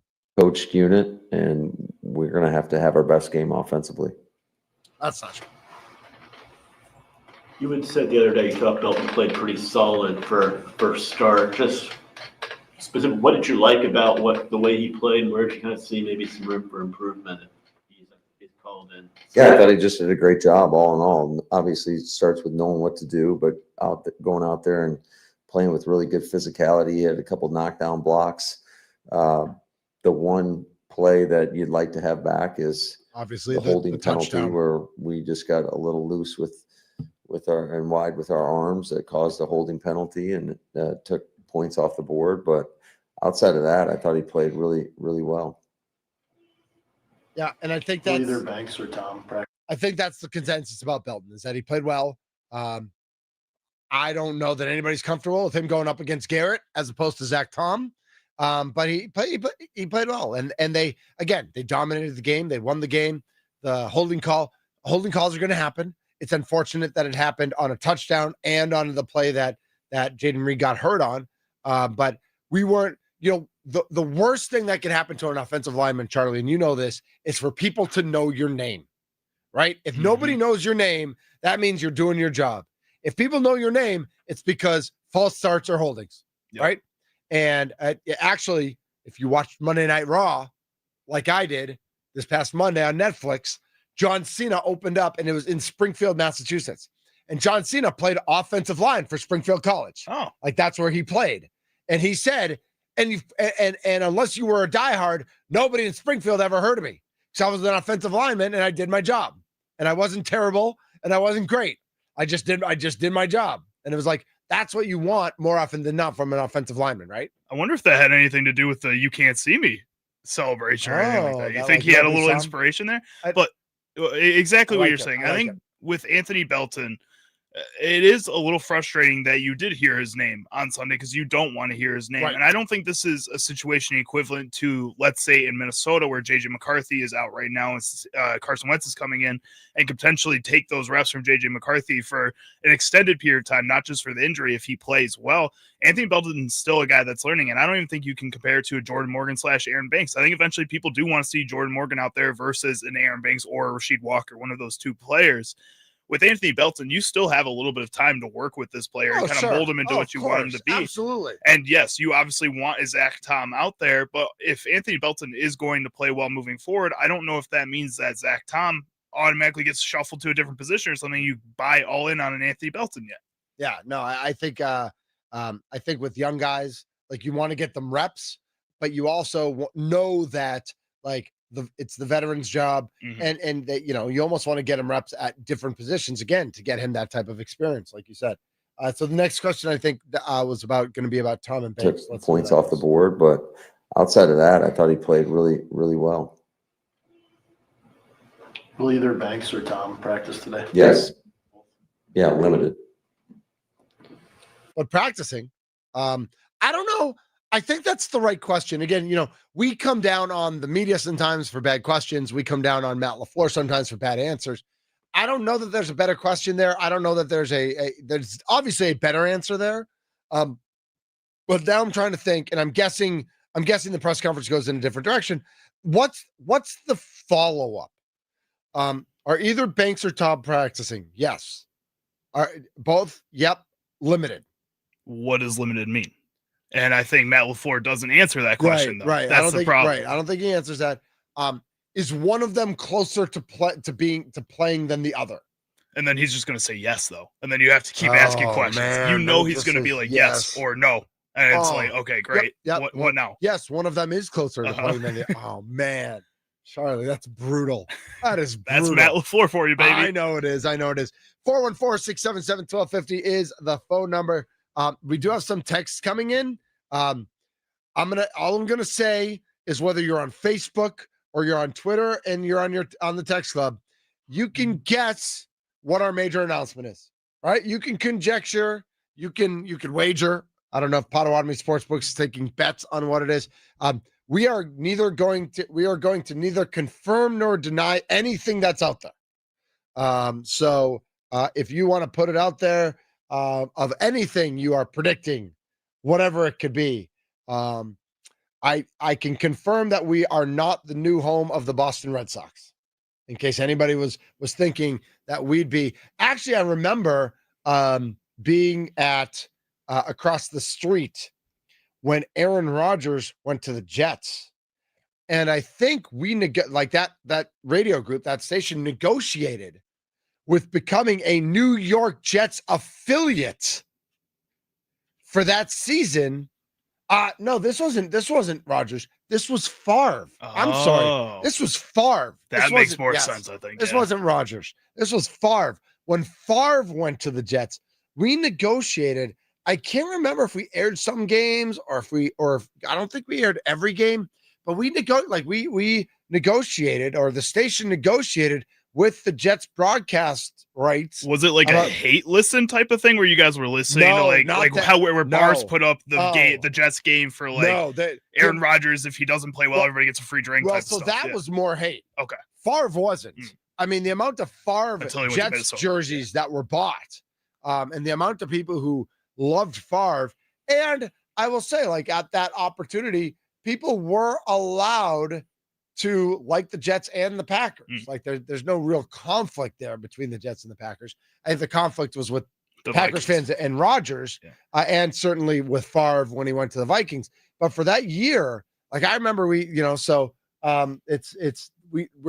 not the Boston Red Sox. I can confirm that. Can I confirm that? Is that okay? That is all right. Am I in trouble? I think so. I don't think Sparky's gonna come running in here and be like, "What are you doing? What if we are getting the Red Sox?" Then I'll be like, "Then I was wrong. Then I'll take it back."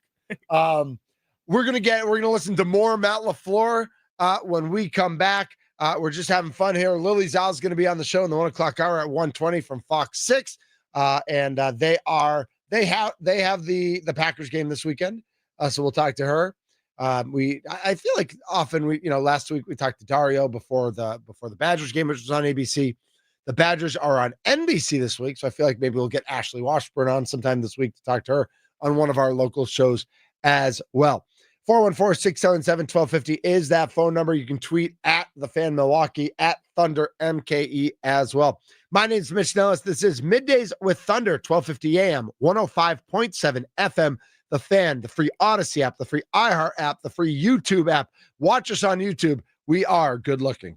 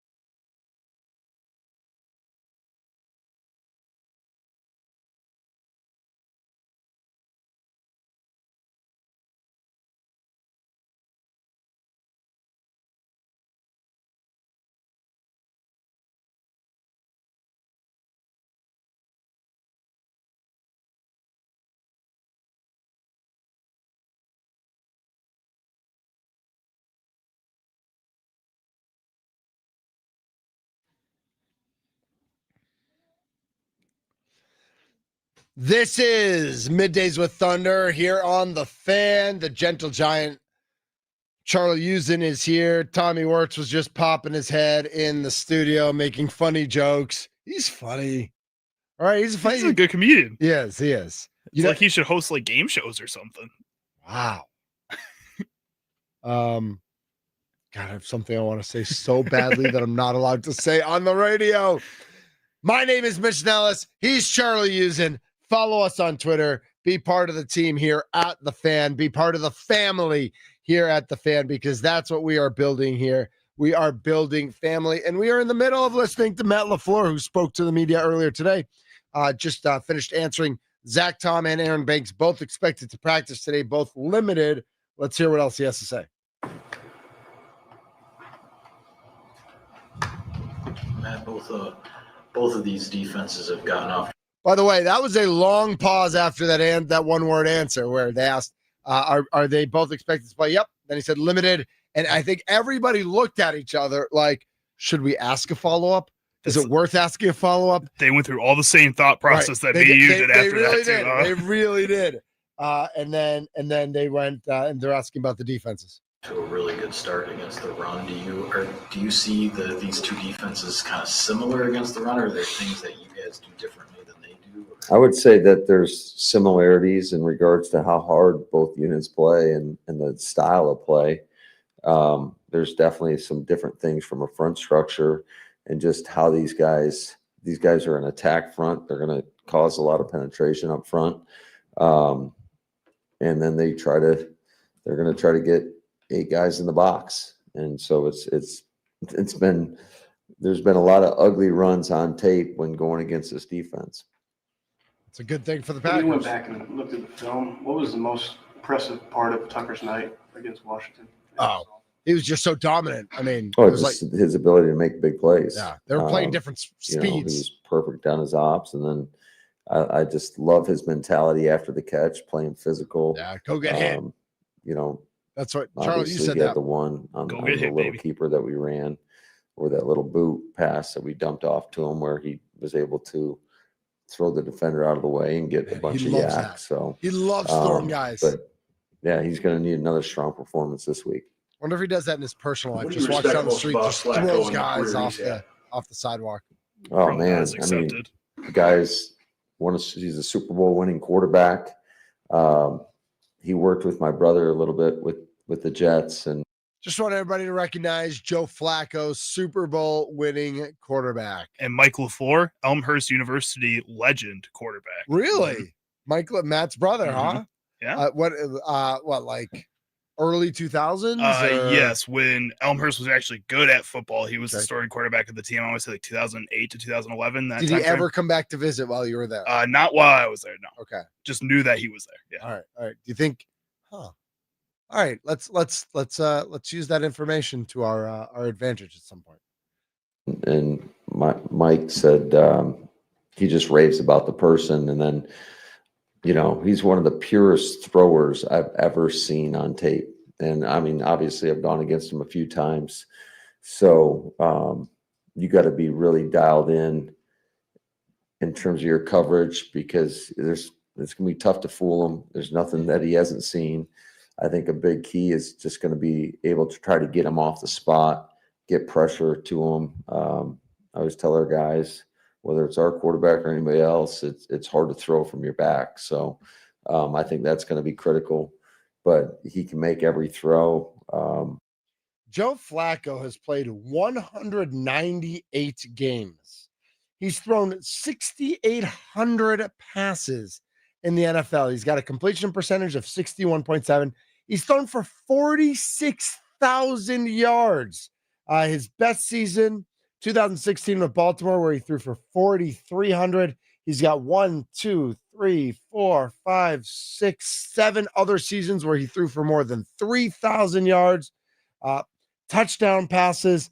He's thrown for 259, which for I mean, that's not 400, but it's still a lot of touchdowns. 165 interceptions. Again, the career high of 27 touchdowns back in 14 through 12 last year, 13 the year before, playing like a part-time schedule.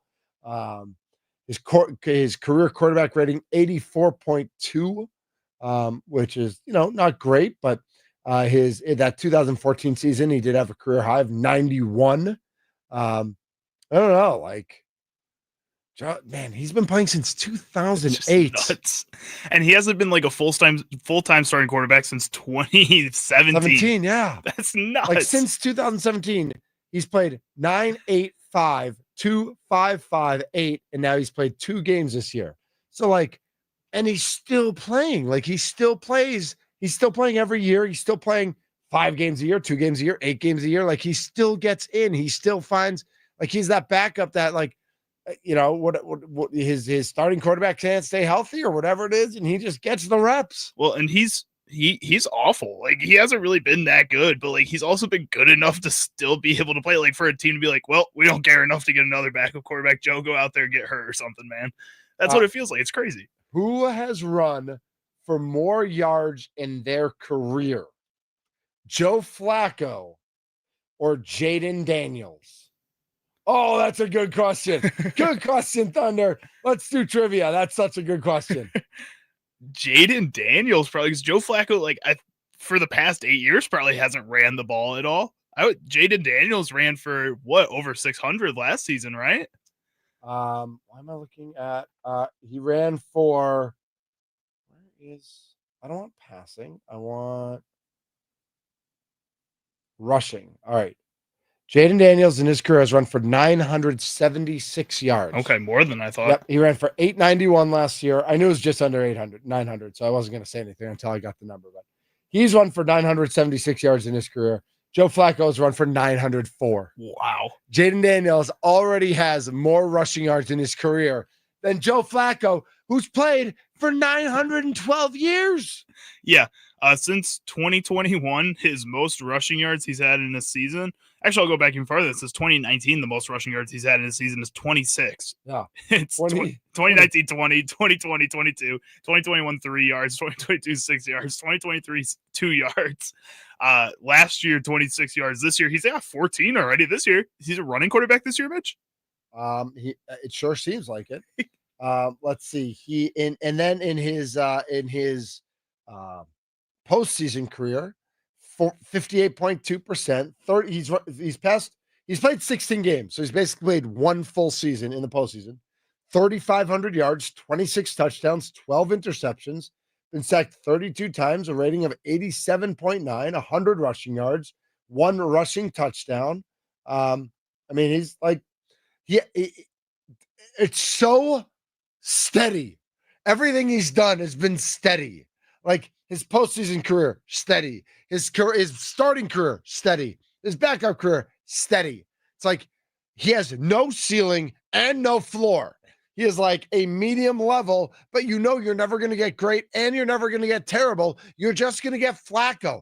I feel like Flacco needs to be its own word. Like if the kids need to stop using 6'7" and they still need to start using Flacco.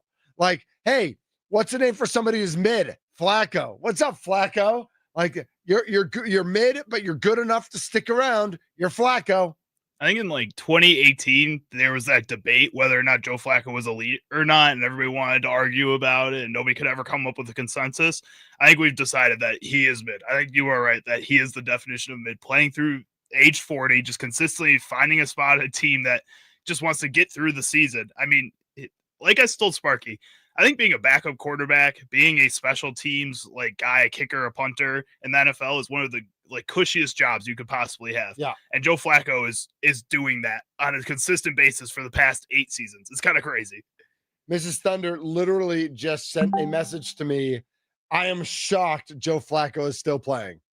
Like she's literally blown away. See, people don't even know. Like, I think even people that watch football are still surprised that he's playing too. I am, she just wrote it. She is shocked. I am shocked. Joe Flacco is that guy. That's what Mrs. Thunder just said. Nice. All right. So Joe Flacco's still playing. Wow.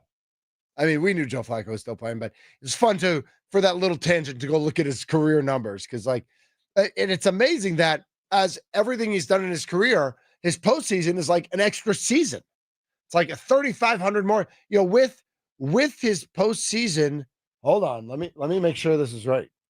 35-30. Okay. 35-30 and 46-186. So he is at 49,536 yards. So with 464 more yards, which he won't get this week, but he may get, he will have 50,000 total yards regular season and postseason. I feel like that's like a substantial number. I mean, his career in the postseason, he's 10-6 with 3,500 yards, 26 touchdowns, the 12 interceptions, has a Super Bowl and a Super Bowl MVP. I mean, if people feel like Eli Manning deserves a Hall of Fame spot because of basically his postseason performance, Joe Flacco has postseason stats that I think, in my mind, without looking at Eli Manning's stats, could rival that. So, yes, and I think postseason, when you talk about it, I think there's something to be said. There's also something to be said for longevity. Like, do you get rewarded for longevity? Because Joe Flacco is 18th all-time in passing yards in the NFL. Is he the 18th best quarterback in the history of the NFL? No. Still playing on this list, Aaron Rodgers is 41 yards behind Phillip Rivers. And then he's only another 600 or so behind Ben Roethlisberger. It's going to be tough for him to catch Favre. He's 8,000 behind Favre. But he's 1,000 away from going from 7th to 5th. So I would assume Aaron Rodgers will finish 5th. Matthew Stafford is 10th. And he's 1,000 behind Dan Marino. So if he stays healthy, he should pass Marino this year. Russell Wilson is 15th.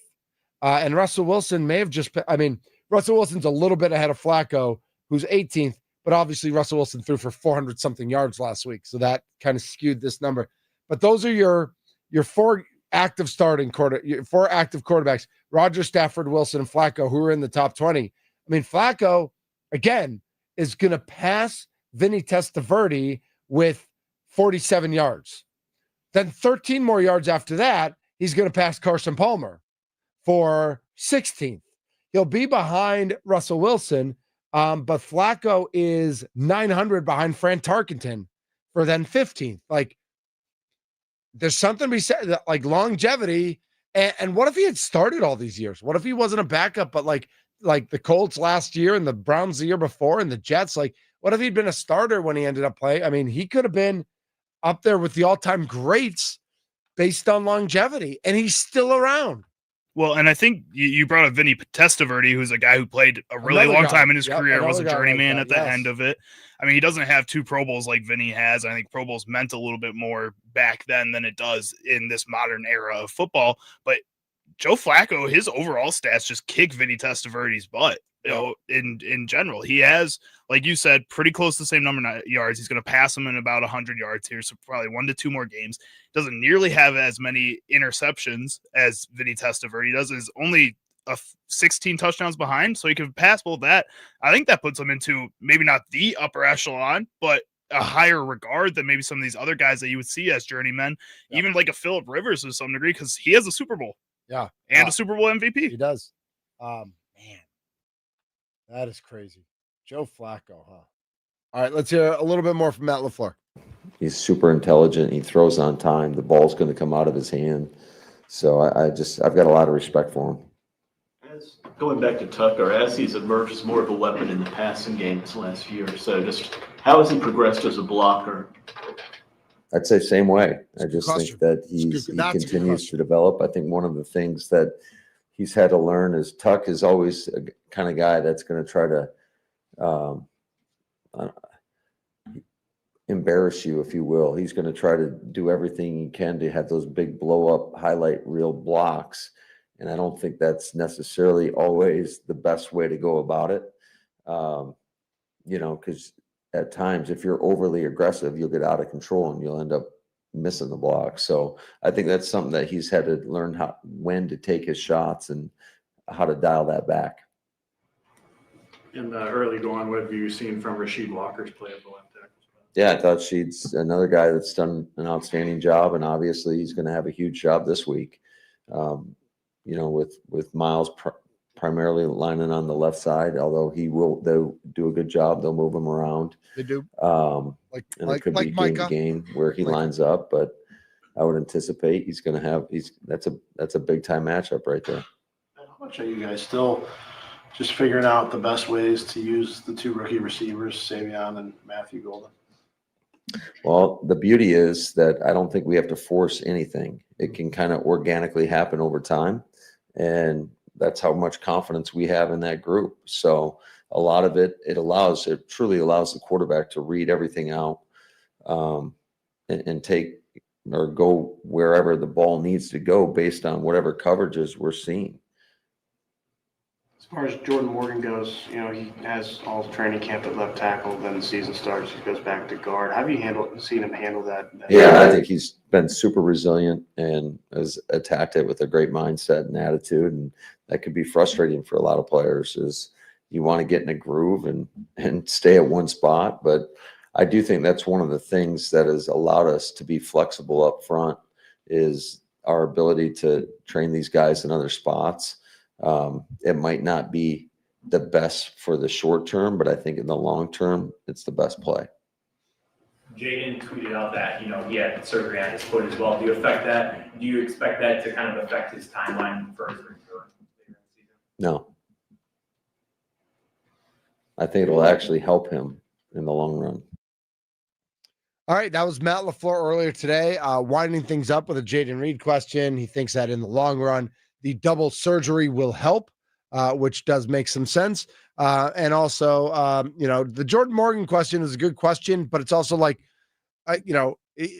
Matt started by talking about his resilience. And I think like part of that is like, dude, if you want to get on the field, you need to be resilient. You need to be flexible. You need to play wherever we need you to play because you're not starting at left tackle. Rasheed Walker is starting there. Like he's our starter there. That's his job. Beyond that, whenever there's an injury, like you're the first guy. You're the first guy we're calling on at pretty much any position. You need to be ready because Rasheed Walker's not under contract for next year, and so that might end up being your position. But for right now, for us to be the best possible and for us to trust you, for us move forward trusting you, Jordan Morgan, you need to be ready and available at wherever we feel comfortable putting you.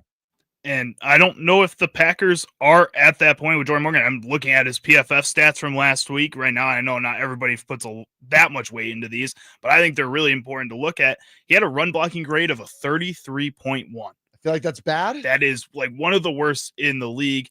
He had a 72 pass blocking grade. So his pass blocking was there. That's pretty good, which I think says more so to me that he is more set to play left tackle at this point than he is to play left guard. Right. And if that's the case and they keep trying to put him at left guard, they keep trying to find the spot and they don't feel like he can be that left tackle of the future, even though his pass blocking grade is respectable there, right? Then that's going to be an issue for Jordan Morgan moving forward. And you talk about resiliency and wanting to be moved around at these different positions. But if you can't step up when they do give you that opportunity to step up, then that's going to be an issue as well. Yeah, I think you're right. I mean, that's interesting because he's, he obviously came in as a tackle. They think he can play guard. And I'm wondering like how that affects Josh Jacobs. We talked a little bit about Josh Jacobs on the Mason Crosby show, and that like, even though he's 8th in the league in yards and 2nd in the league in carries, it feels like it's been a little bit of a slow start for him. We haven't seen the explosive plays. And we also feel like Detroit and Washington focused on Josh Jacobs and focused on stopping him. So I wonder where that goes in terms of like, if Jordan Morgan's not getting it done with run blocking, how does that affect Josh Jacobs and his ability? He can still get those 3 and 4 yard runs, but is that preventing him from one big breakout every game or half or whatever that might look like? So Jordan Morgan's run block grade on the season is 42.5. And if we compare that to the rest of the league, that would put him in the bottom 10. Ooh, that's not great. Of all offensive linemen. Yeah. I'd like, what I want to say? What's that? No place to go but up, Charlie. No place to go but up, baby. But if you don't go up, that's an issue. I'm sure those are numbers they're looking at. I'm sure they also have their own grading system that they're looking at as well. We will keep an eye on that. More of Middays with Thunder coming up. Lily Zhao is going to join us around 1:20. We'll go talk about everything. We'll talk some more Brewers when we come back. I did put the question up on my Facebook. Are we appropriately appreciating Yelich and Peralta? We'll talk a little bit more about that and about I haven't done my daily. If the Brewers finish X and X, what do the Cubs need to do? What do the Phillies need to do? And if you're watching the Cubs right now and you're not watching the Phillies, I have to tell you as a baseball fan, you're doing it wrong. If you are a Brewers fan and you are and you're not watching any other teams, that's fine. Just watch the Brewers. That's who you keep track of. That's who you track. That's fine. But if you're watching the Cubs in the standings and you're not watching the Phillies, you're doing it wrong. We'll talk about that. Coming back, I'm Mitch Nellis, a.k.a. Thunder. It's Middays with Thunder here on 1250 AM, 105.7 FM, The Fan, free on the Odyssey app.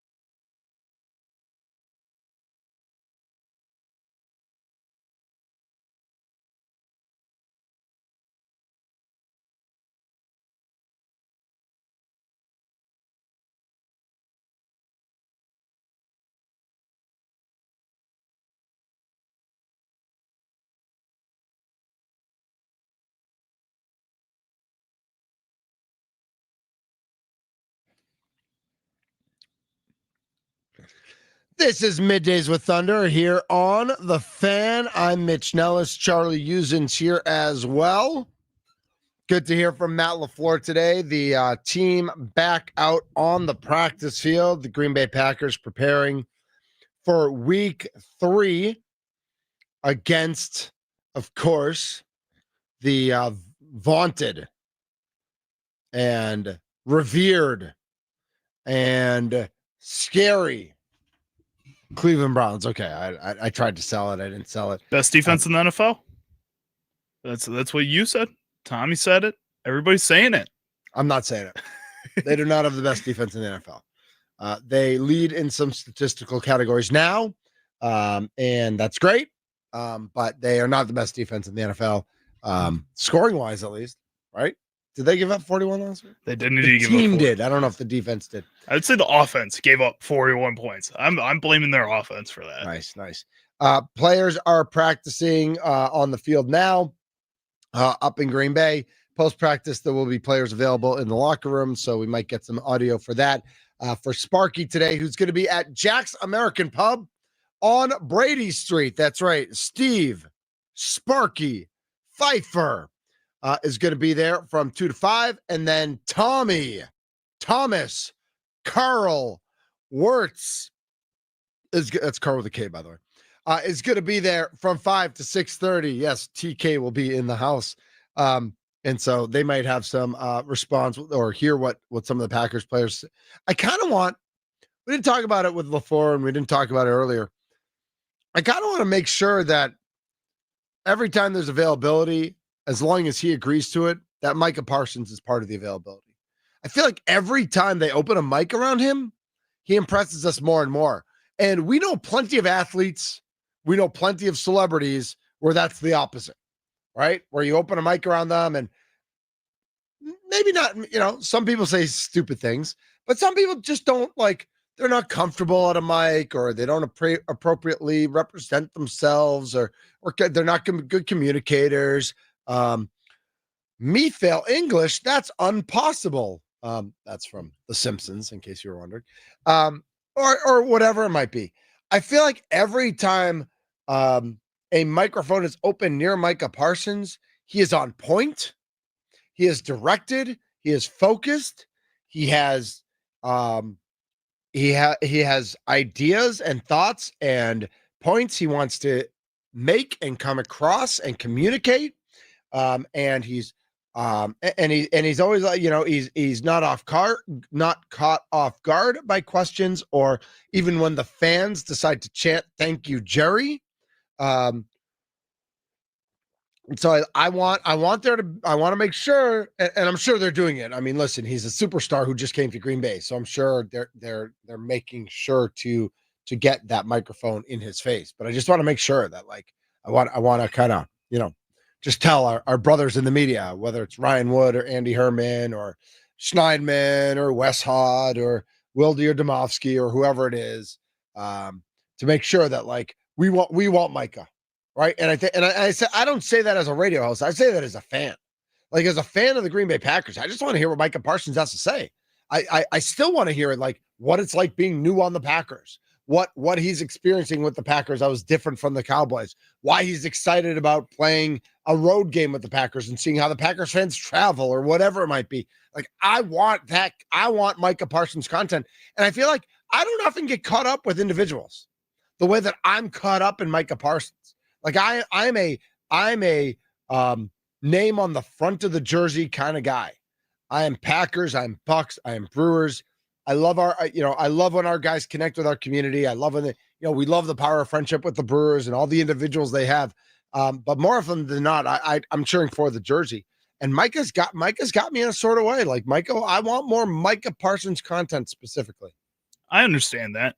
At the same time, there's a lot of interesting people on this Packers team that I want to hear from. A lot of them. I want to hear from Jordan Love each week too. Okay. I think that I want to hear from guys like Edge Cooper. Maybe not every week, but so I agree about Edge Cooper. I don't know if he's a great communicator though. I don't know if we don't hear from him much. I will say, quarterbacks bore me.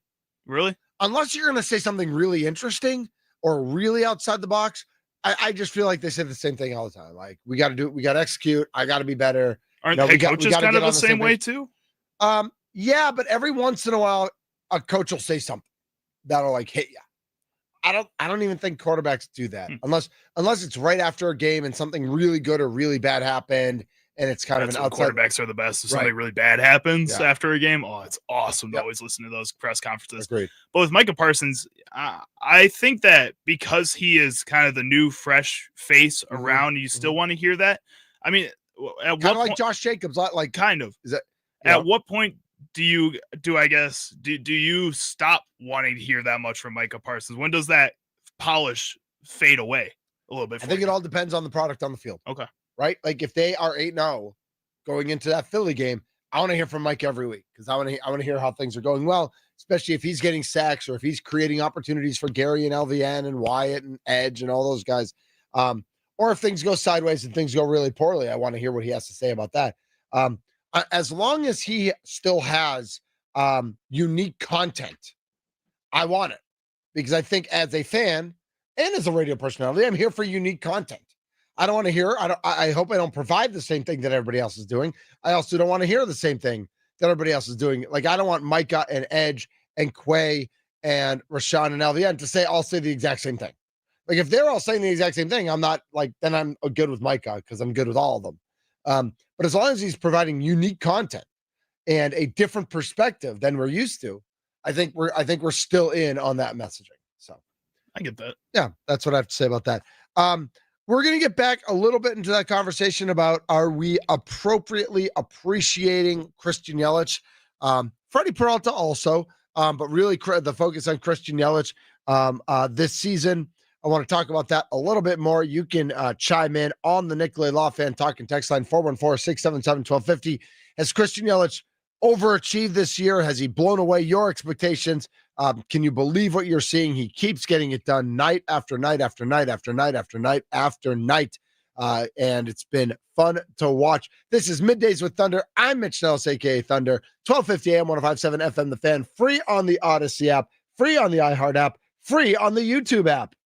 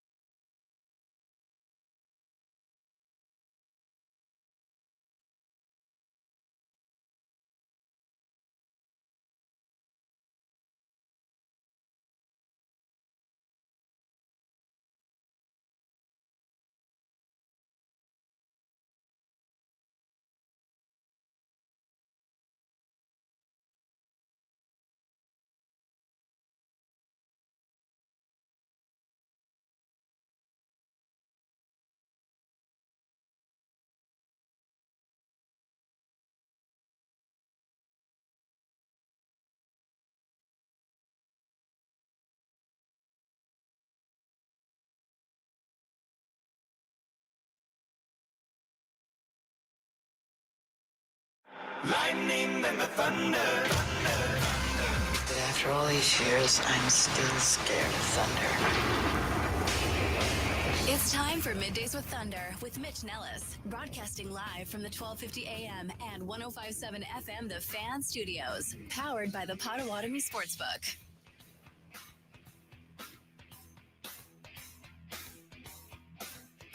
This is Middays with Thunder here on the Fan. My name's Mitch Nellis, aka Thunder. Charlie, do you know who the starting running back is for the Cleveland Browns? Jerome Ford. Is it Jerome Ford? Okay. I think so, unless he got hurt, but I'm pretty sure he's still the starting running back. Okay. Yeah, that's I feel like that sounds right. Let's see. Cleveland Browns depth chart. Quinshawn Judkins. Oh, that's right. Yeah, he finally signed. Okay. Who is that? He's the rookie running back out of Ohio State. It took him a couple weeks for them to get him signed. Second round, 36th pick. Yep. He's got 10 carries for 61 yards on the season. Yep. So he signed right before week 2. So it took him a while. Yeah. And Jerome Ford, 12 for 39. So Ford started week 1. I don't know who started week 2, but Judkins is listed as number 1 on the depth chart. Cleveland likes their Ohio State guys. That's for sure. It's a low-hanging fruit to get fan favorites. I don't know that it always means that they turn that into winners. But it sure seems to me like Ohio loves Ohio. Let's just say Ohio loves them some Ohio. Right. I think that I guess that works for college teams to recruit within your state to get those kids to come to your school. I don't know how well that works for the NFL going from college, but you know what? If you feel like it works, keep doing it. You're the Browns. I'll trust you guys, I guess. Yeah. I'm not so sure about that. This is Middays with Thunder. Lily Zhao is going to be joining us in about 15 minutes or so. We did throw up a question earlier today with regards to our Milwaukee Brewers. Christian Yelich is now up to 29 home runs and 99 RBI. And I have to say that is quite impressive. And so I was wondering if we are appropriately appreciating Yelich and or Peralta. Sean says, I am. So Sean is Jeremiah, and Jeremiah says no.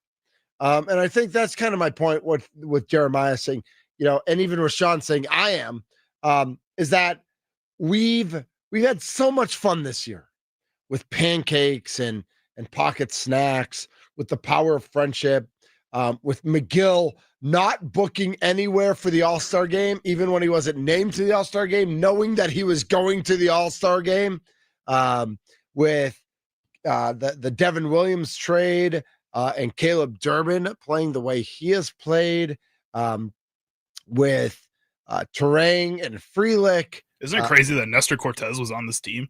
It is. And have you been watching Nestor Cortez, by the way? I haven't been keeping that close of an eye on him, but it seems like from what I've seen from the Brewers, they made the right decision to move on from him. So I think they have, but I will say, let's see if I can click on players. I know when his first few starts, he was kind of lights out. And I was watching, we were watching him from afar. He has not been as lights out. His last start, he went 2.1 innings, giving up 7 hits, 6 earned runs, 4 home runs. Yes. On only 57 pitches. Yep. Before that, when he was acquired by the San Diego Padres, he got there with a 7.11, or he got there with a 9 ERA. He lowered it to 7.11, then to 5.71, back up to 5.87, back down to 4.66. That was the big one. August 23rd, he pitched a six innings, 1 hit, shutout ball against the Dodgers, which was a big deal. But his last 2 starts, you're right, he got hit pretty hard by Minnesota and then absolutely destroyed by Baltimore on the 3rd, and has not pitched since the 3rd. So, and he's on the 15-day IL. So, I still like the concept of Nestor Cortez. I mean, he did pitch in his last pitch with the Brewers. He did go 6 innings. Did he pitch again with the Brewers? No, he only pitched those 2 starts. So he had 2 innings, 8 runs against New York, and then 6 innings, 1 hit, no earned runs against Cincinnati. And that was it. And he was pitching well at AAA when they traded him. But he's on the injured list again. He's 30. I don't know. It's kind of a weird situation. But like Caleb Durbin, as we mentioned, Isaac Collins coming up. I mean, there's so many good. I can't wait. What is it? 19. When did the in 40 years? Oh my God, I'm gonna be old. I need a moment here. All right. In 40 years, like we're seeing the 40-year anniversary of the 1982 Brewers team be celebrated so much with Just a Bit Outside and all the fun documentaries. In 40 years, there should be, hopefully it won't be 40 years. Hopefully it'll be less. How about 20 years from now? There should be some great documentaries on this team. I think I want to see the documentary behind Thursday Night Football when a bunch of the Brewers got a suite up at Lambeau and we're just acting a fool and having a good time. Like I love that stuff. And so we've had so much to appreciate this year, right? As Milwaukee Brewers fans. And so it's easy to not necessarily appreciate Christian Yelich, who's been here forever and frankly has underperformed the past couple of years. You know, last year he was hurt. The year before he underperformed. His power numbers have been way down from when he was hitting 40 home runs a year. And he's back up to 29 home runs and 99 RBIs this year. And he's just in the middle of that lineup and he's just cranking every day. And he's a different hitter, right? He strikes out way more than he used to. He hits little dinky ground balls all the time on the infield, but he still has the speed to leg a bunch of them out. I mean, he's still got a bunch of infield hits. His home runs, you know, every once in a while he'll crank one to right field, but he's hitting more and more to dead center and even to left. And I just think like we have an opportunity here to really celebrate and really appreciate what we're seeing. Eric writes in, we are not appropriately appreciating them. I honestly thought Yelich would never get back to this level, and Peralta should win the Cy Young. All right. So I don't know if Peralta should win the Cy Young. We've come a long way in metrics, and certainly the metrics are on Paul Skeen's side, and I get that. But it is interesting to see. It is certainly fun to watch what Peralta has been able to do with 17 wins, a 2.65 ERA, tied for 8th in the league in strikeouts, really getting it done for our Milwaukee Brewers. So bigger question even is like that. Then are we appropriately appreciating Yelich and like are we able to appreciate this season during this season? And can any sports fan appreciate what's going on with their sports team while it's happening? I know I have a certain group of friends that are just filled with angst all the time. You know, even Saturday night, the sky was falling.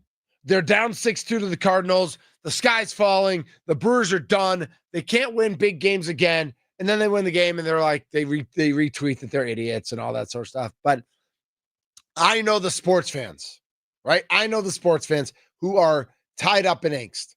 And I get you. Absolutely. I know the sports fans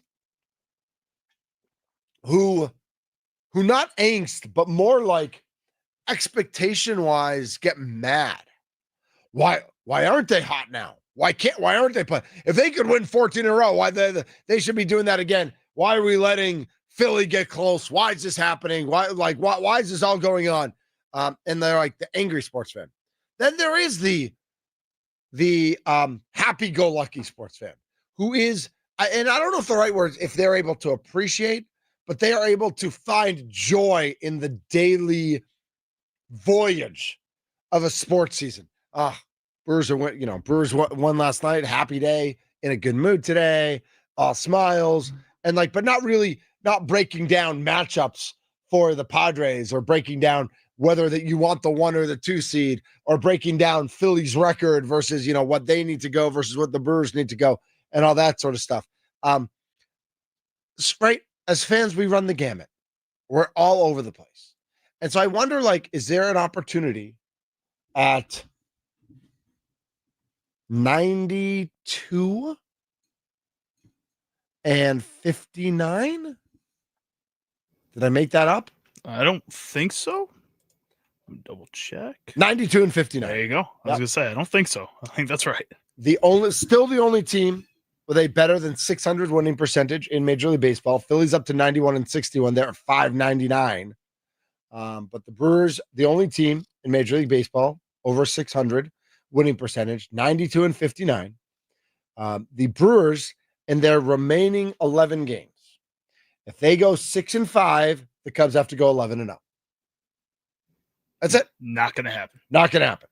The Brewer, I actually did pick the Brewers to go 6-5 in their remaining 11 games because I had them going 7-5 in their final 12, and they won last night. So 6-5 the rest of the way. If the Brewers go 6-5 the rest of the way, which they certainly could do better than, the Cubs have to go 11-0 to tie them, and then they would win the Central.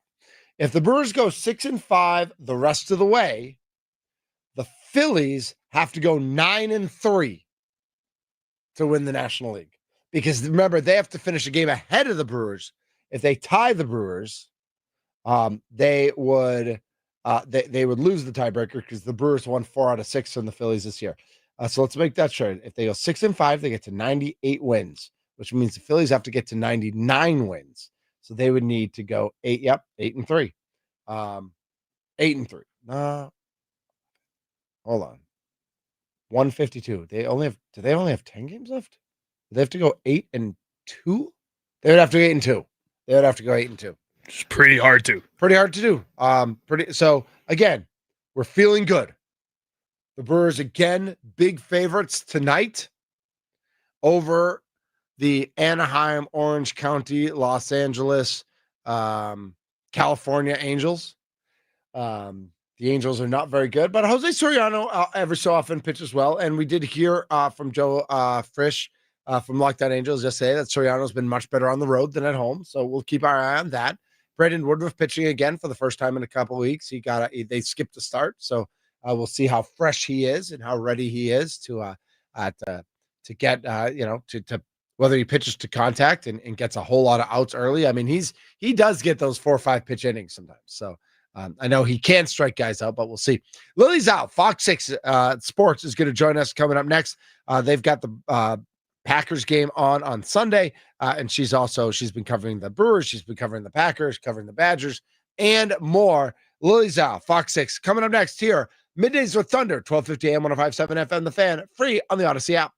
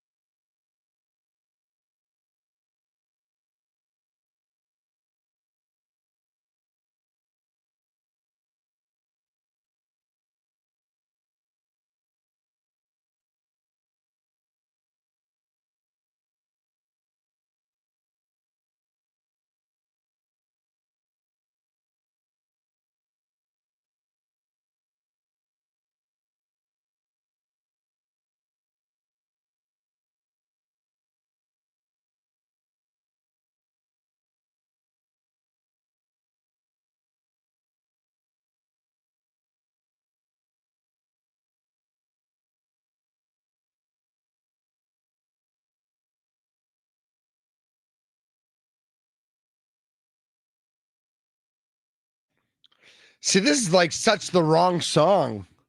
I just fixed the. Oh, look, I fixed the camera. It's going crazy on me. Right? There we go. Now it likes you. I love everything about you, Charlie. Thanks. Yeah. I appreciate it. The gentle giant here on the Fan. My name is Mitch Nellis. This is Middays with Thunder.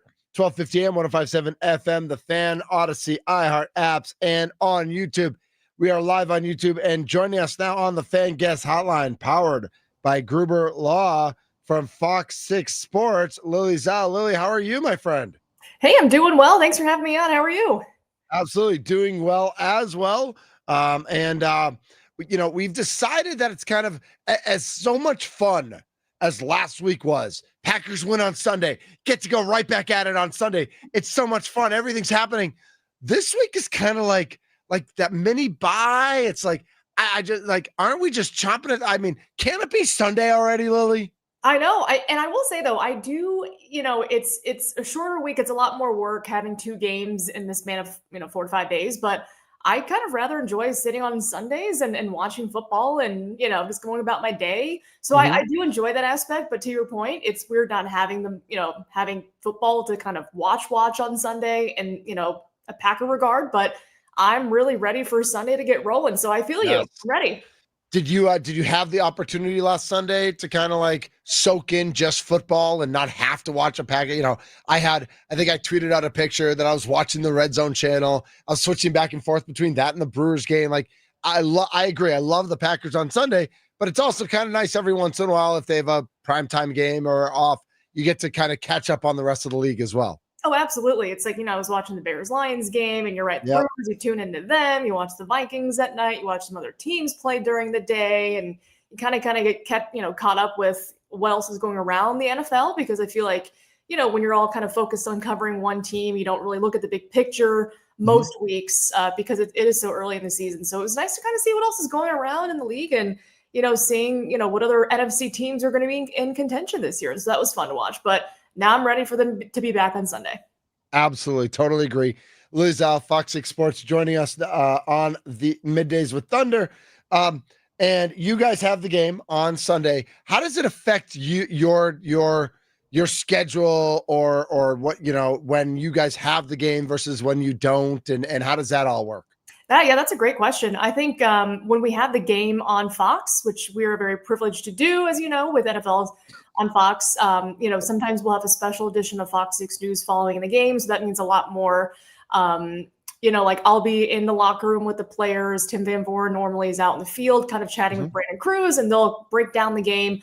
I'm getting sound. We're bringing that sound in. So it's a lot more of just us, the Fox 6 Okay. Yeah. The game, which is nice versus, if the game is on a different affiliate. So I do enjoy them more when they're on Fox. And I think we were privileged to have the game on Thursday, that Thursday night game as well. So yeah, that's right. That's right. But it's fun. Yeah. And I know that Thursday night game, that's more of like a bidding process, right? Because nationally it's Amazon Prime. So the local channels get involved and bid on that, right? Yes, absolutely. And I think we were lucky the last couple of years to get that Thursday night Prime game. And so we love it. I mean, we had an earlier show. We were able to showcase everybody and bring them in. And luckily it was a nice win on Fox 6 too. If people didn't watch on Prime. So I enjoyed it. Well, I know you were following Matt LaFleur's press conference like the rest of us were today. And we found out even before the press conference about the Jayden Reed news that he not only had surgery, he had double surgery on his clavicle and his foot. And I know Matt LaFleur gave kind of like that one word answer at the end that like, yes, he expects it to work out better for Jayden. Like, was that, I mean, I thought that was interesting news that as long as you're having one surgery, we might as well clean up the foot, even though the foot didn't necessarily need, like you could have played with it. How do you think this plays out for Jayden Reed and what does it mean for rehab and getting back on the field and getting back to actually being really healthy? Right. And not to say Jayden breaking his collarbone, that's never a good thing, but maybe that it happened, it was a blessing in disguise, and the fact that he could get his foot taken care of. I know the Jones fracture, it's recommended to get surgery and then you're basically out and you're rehabbing for months and months. So, maybe it was a blessing in disguise that, I'm gonna get my collarbone fixed, might as well get my foot fixed too while I'm in there. But I think the optimistic thing is, I think a lot of people are wondering, would this affect him long term? Is he done for the season because he's getting foot surgery? But I think the fact that Matt LaFleur kind of reiterated and reassured that it's not going to affect his timeline coming back, which I think should still be in the November range, is a good sign. And I think, he is right. It will be good for him long term to just get both things taken care of this early in the season. So I anticipate them getting him back on track in terms of the timeline that they said they were originally. So I'm glad that Jaden Reed got this addressed early in the season so he can rehab, and then maybe by the time he comes back, Christian Watson comes back and they're at full strength. Lily's out joining us on Middays with Thunder on the Fan. Charlie and I were talking about it a little bit earlier about that. Like, I know Micah Parsons is still new, so everything he's saying is still interesting and the impact he's having on the field as well. But I feel like every time he's had a microphone thrown at him, every time, whether it was on the national show after the game last Thursday night, or every time he's in the locker room, like there's always a tidbit of something that like is beyond the normal athlete speak that comes out of his mouth. That like, he's clearly strategic. He's clearly, thinking about what he's saying. And I don't know if you've noticed that at all, or, I'm still at the stage where, I don't know if it's the honeymoon stage or whatever. Like, I still want to hear what he has to say every day. Yeah. And he's one of those athletes where, during the Aaron Rodgers regime, we listened to everything Aaron Rodgers said, and for a reason, right? Yes. And Micah Parsons has that caliber of star power where you're listening to everything he's saying. He's a smart guy. He's not going to say anything, that he hasn't thought through. I think, he's not going to truly go off the cuff. I think he's going to be very honest with how he's feeling. And that's kind of been very evident with, his pressers since he's gotten to Green Bay. But, he's a very, very intelligent guy. And I think the way that he does conduct himself with the media, with his teammates, there's a lot of respect for him, in and outside the building. So, but you're right. Everything he kind of says, you're thinking, all right, like, what's he going to say next? And how is he going to interpret a question that he is being asked? So I do enjoy that, but I also enjoy the little tidbits he does throw in there. Like the Lions week, he kind of said what he said. You enjoy that too from Micah Parsons. No doubt about it. And then, certainly from a fan perspective, we've all been able to enjoy what he's done and what he's meant to his teammates on the field. How do you measure his impact on the field through 2 games? Oh, I think it's huge. We knew this defense was going to be good in year 2 under Jeff Hafley, but I think a lot of people wanted to see was just the necessary steps from these other guys. And had they not traded for Micah Parsons, would they be as elite, as they are right now? We don't know. But I think the infusion of Micah Parsons and the effect he has brought has been astronomical for this defense. It might not show up on a stat sheet. I don't think it has to, but his presence alone is the pressure he brings, the amount of guys he draws, really, I think, elevates everybody else's game because it gives them a free pass at the quarterback if he's getting double, right? Yeah. And I even asked him, like, how does your presence there affect everybody else and level up their play? And he gave a great answer. And, it's a collaboration, but I think his effect thus far has been phenomenal for the Packers defense. I know it's only been 2 games. How do the Packers not look back past Cleveland? And I know that, the battle against Dallas it's not like they're looking past Cleveland because they're playing Philly. Yeah, it's a Sunday night game in Dallas. And so, and Micah's going back home and all those sorts of things. But man, Cleveland they're a mess. Like, let's be honest. Like, they're a mess of a franchise. They're still trying to figure so many things out. It's like year after year.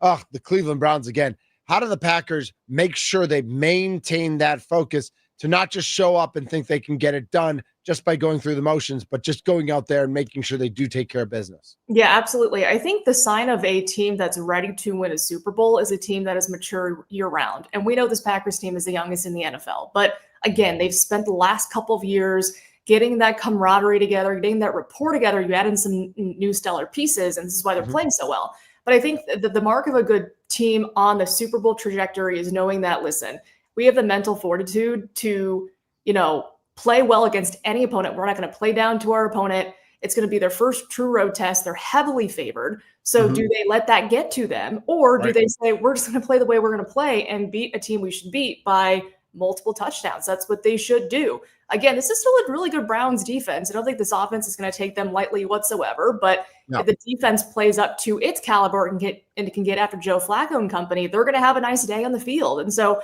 I think this is a team now that's very mature, and they realize, listen, our goal is to be playing in February, and we got to win the games we got to win and show why we're that good. So I think that they have that mental fortitude now to get that done.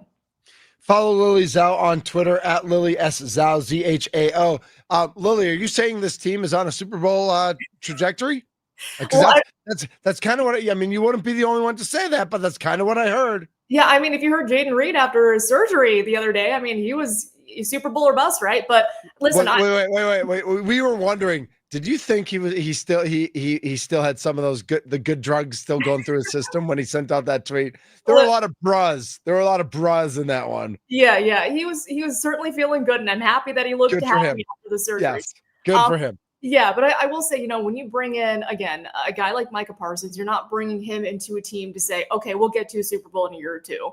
It's we're going to go this year, and we're going to go all in. And that's what that move signified. So I really do think that this is the trajectory they want to be on this year. And through the first 2 weeks, they've proven that that's right. And, I do appreciate Xavier McKinney saying, listen, don't anoint us after 2 weeks. It's still a long season. But I do think that seed is planted in these guys' minds that they can do it. But they know it's still a long season. But yeah, I do believe that they're on that track for sure. Lily Zhao joining us on the Fan Guest Hotline, powered by Gruber Law. Got to switch gears to a team that is on the trajectory to make the playoffs because they've clinched. And so we know the playoffs are coming to Milwaukee in October. Our Milwaukee Brewers will be in the playoffs. We don't know what seed or what that'll look like. I do know I did the math today. If the Brewers go 6-5 the rest of the way, the Cubs need to go undefeated to win the division. So I feel pretty comfortable in predicting that the Brewers will win the NL Central. Winning the overall NL is a little more dicey. The same 6-5 record, Philly would need to go 8-2 to overtake them, which the way Philly's playing is certainly a possibility. What just in general over the past week or two with clinching and with the comeback Saturday against St. Louis, what is your current vibe check on the Milwaukee Brewers? Yeah, absolutely. I think, again, this is a team that with the way that they played last night, again, this is a team you should beat. It's the Angels, 80 plus losses. You should win. But the way that they did it with Freddie Peralta looking like your true ace. I mean, he's been phenomenal the last couple times that he's been starting. He looks good. He looks on track to be really, really good come October. He's on a roll. You have Christian Yelich, who is 1 RBI short of 100, 1 home run short of 30. He's on a heater right now. You have other guys stepping up, up and down the lineup. So I think they're finding their groove right now. Yes, it was a little bit dicey after that really, really long win streak. It's been up and down. But again, this is a team that I think is still young, but they know what it takes to win. And I think the fact that they still have that game and a half cushion on the Phillies, and they're still a couple games up on the Blue Jays, who are on a red hot streak right now too, I think bodes well. I think they got to hold on to at least the top 1 or 2 seeds, because I think if they can get that bye, that's going to do wonders for the season. Yeah, and I think with the way because it's the Dodgers that the Phillies have beaten, the Cubs are really that only team that could chase down the Brewers. And again, if the Brewers just go 6-5 the rest of the way, the Cubs would have to go undefeated for the Brewers not to get one of those first 2 seeds. We debated it actually a lot yesterday. Is there a difference between that 1 and that 2 seed? Is there, and not just on the field, because you could look at, if it's the 1 seed, they'll probably play the winner of Cubs and either Padres Dodgers. If it's the 2 seed, they'll probably play the winner of the Dodgers Padres. That's the home team there versus whoever that other wild card. And I don't know if there's a huge, big difference there, but is there a difference like what this team has accomplished this season, being the best team in the league since the end of May, having the best record in the league for the last 2 months? If they were to get caught by Philly, is there almost the fear that there's more of a mental like panic or letdown than what is actually true on the field? That's tough to answer. I would say, as somebody who's not a player on the team, I can say no, but you don't really know where these guys are at. But I will say this though. I don't think that if they slip to the number 2 seed, it's not the end of the world. They're still a top 2 seed. But to that regard, I do believe this Brewers team has really, really high hopes. They want to win 100 games. They want to be the top seed. They want to make a run to the World Series. So why not aim for it all and get that top seed? And when you're looking at, the potential of who you could play in the divisional round, would you not want the Cubs? I mean, I think you do, but I also think it doesn't matter. Like you play whatever the matchup is, you play who's in front of you, and you got to play better than the other team and win the games. And I think there's, that's what Murph says is win the day, right? Is go, and the famous sports cliche, go 1-0 today. If the Brewers just can take care of themselves, yes, to some extent it matters who's on the other side of the field, but on many levels it doesn't. Like just play your game, and everything else will take care of itself. Yeah, and we've seen teams in the postseason go on a heater. I mean, the Diamondbacks. I mean, once you're hot, you're hot. So it doesn't matter who you play. It just matters if you yourself are in a groove. And I think this Brewers team, the schedule that they have remaining, they can get on a groove come October. And you mentioned Christian Yelich and about the season he's having, 29 home runs, 99 RBI. And so one of the questions, again, we've been asking during the show today is like, are we underappreciating what we're seeing? And part of that is how many great stories there are from this team, whether it's Isaac Collins or Caleb Durbin or what Freddie has done, or McGill not making the All-Star game, but still booking his flight to Atlanta, knowing he was going to the All-Star game, or Bryce Terang in his emergence as a power hitter, or Sal Frelick as a leadoff hitter, being in the top 5 for batting average. I mean, there's so many good, and I didn't even mention half the stories. There's so many great stories, but yet leading the way, 29 home runs, 99 RBI. They're in and day out. Had a couple days off when his back flared up on him, but the way he's come back from the surgery from last year, are we so excited about everything and the power of friendship and the pancakes and everything that like we're just maybe underappreciating just a little bit truly the special season that Christian Yelich is having?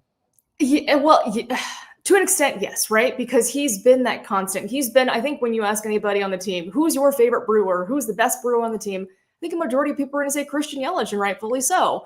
But when you have all these different like fun storylines in the season, like you mentioned, all those players, Andrew Vaughn coming in and hitting out of his mind. Yes, that's another one. Yep. Right. Contreras playing with the broken finger. Right. It's just there's so many different storylines that kind of buried underneath. It's just Christian Yelich being consistent. But I think this year he's really elevated his level of play in terms of the power at the plate, the number of home runs that we really haven't seen since his MVP seasons. And so I think people kind of take it for granted maybe that, this is going to be the norm every single year from Yelich. But, it's hard to do that every year, but he's able to do it because he's such a good player. So yeah, to your point, you want him at this level come playoff time, because when, you can rely on his bat and then everybody up and down the order, that's what makes his team so good. But to your credit, I do believe, that we got to give Yelich some more credit, but I think he'll be the first to say, I don't care. He doesn't want it. Yeah, exactly. That's another part of what makes him great in his personality, for sure. Lily Zhao, Fox 6 Sports, joining us on Middays with Thunder here on The Game. I know it's all Packers and all Brewers all the time, but what are you working on? Any special stories, any features, anything like that you want to share with everybody? Yeah, absolutely. We, we're able to kind of tap out in the community and do some stories. And so we're doing a nice one with a fella who, senior golfer who made his first appearance in the senior AM. And nice. He's leukemia survivor. So great story there. We're working with a motocross rider, doing a story on him, doing some other stuff with Marquette basketball. So we're kind of rounding it into form here in terms of what's coming on. And before you know it though, Mitch, the Bucks are coming back. So I was thinking it. I wasn't going to say, but I know we're just like 2 weeks away from the opening of training camp, right? Yeah. And I think media day is probably right around the corner. It's crazy. Yeah. Unbelievable. Lily, thank you so much for jumping on today. It's always a blast. We will definitely talk to you soon, and keep on doing a great job, and we'll be watching. Thank you. Appreciate you having me on. Absolutely. Lily Zhao, Fox 6 Sports, our Fox affiliate here in Milwaukee, Channel 6, does a great job with her team there with Tim Van Vorn and Brandon Cruz. They do an awesome job covering everything in the community. Charlie, we're like minutes away Is it like I feel like as our time with Lily was like wrapping up, it started like I felt like it prickling up on me, like getting a little excited, a little nervous. Yeah. Little excited, a little nervous. It goes along with the t-shirt that I want to sell one day that I need to figure out how to make this a better message that's not so long. I was nervous once. I decided to be awesome instead. Be awesome. So, All right. so we'll work on that. We'll workshop right. it. Like it's too many words for a t-shirt. A little bit. It's a great message. Yeah. So we're gonna be awesome coming up here with our major announcement and everything that's going on here at the Fan. And our thanks again to Lily Zhao for jumping on the Fan Guest Hotline powered by Gruber Law. One call.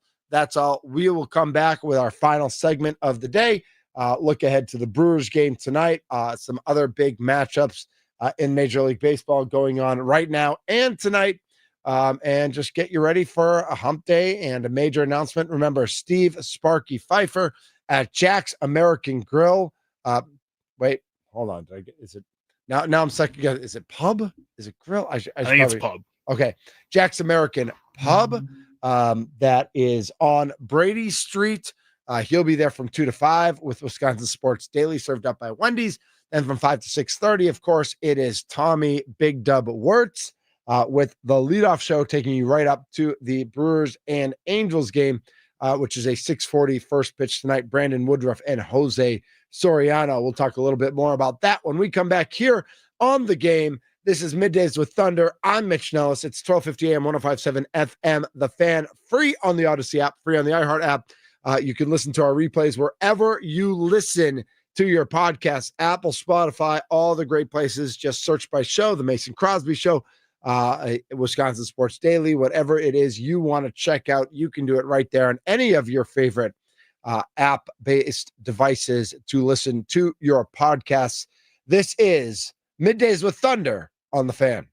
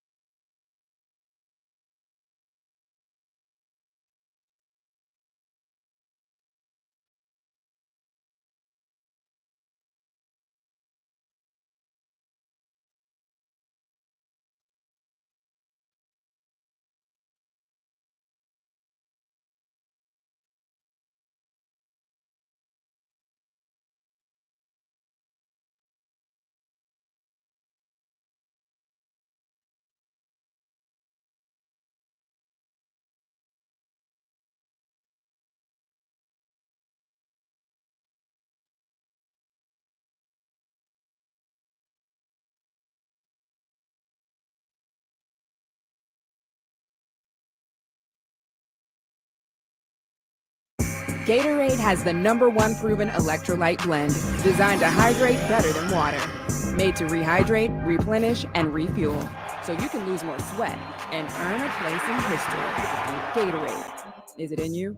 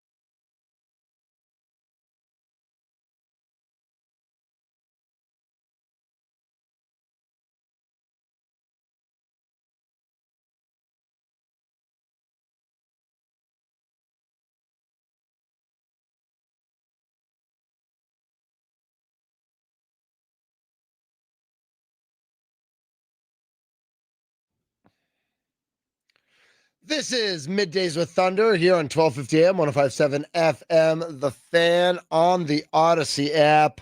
Audacy, Audacy. 15 minutes away, a little bit less. Looking forward to it.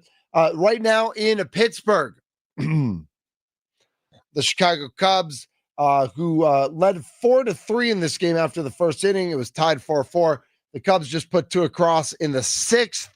So the Cubs, still with two men on and two out, runners on first and second, lead the Pirates 6-4 in the top of the sixth. That's the only day baseball game today that matters to well, I don't know. Cincinnati at St. Louis. Do we care about Cincinnati, St. Louis? Maybe a little bit, yeah. But not as much as Cubs Pirates. No, of course not.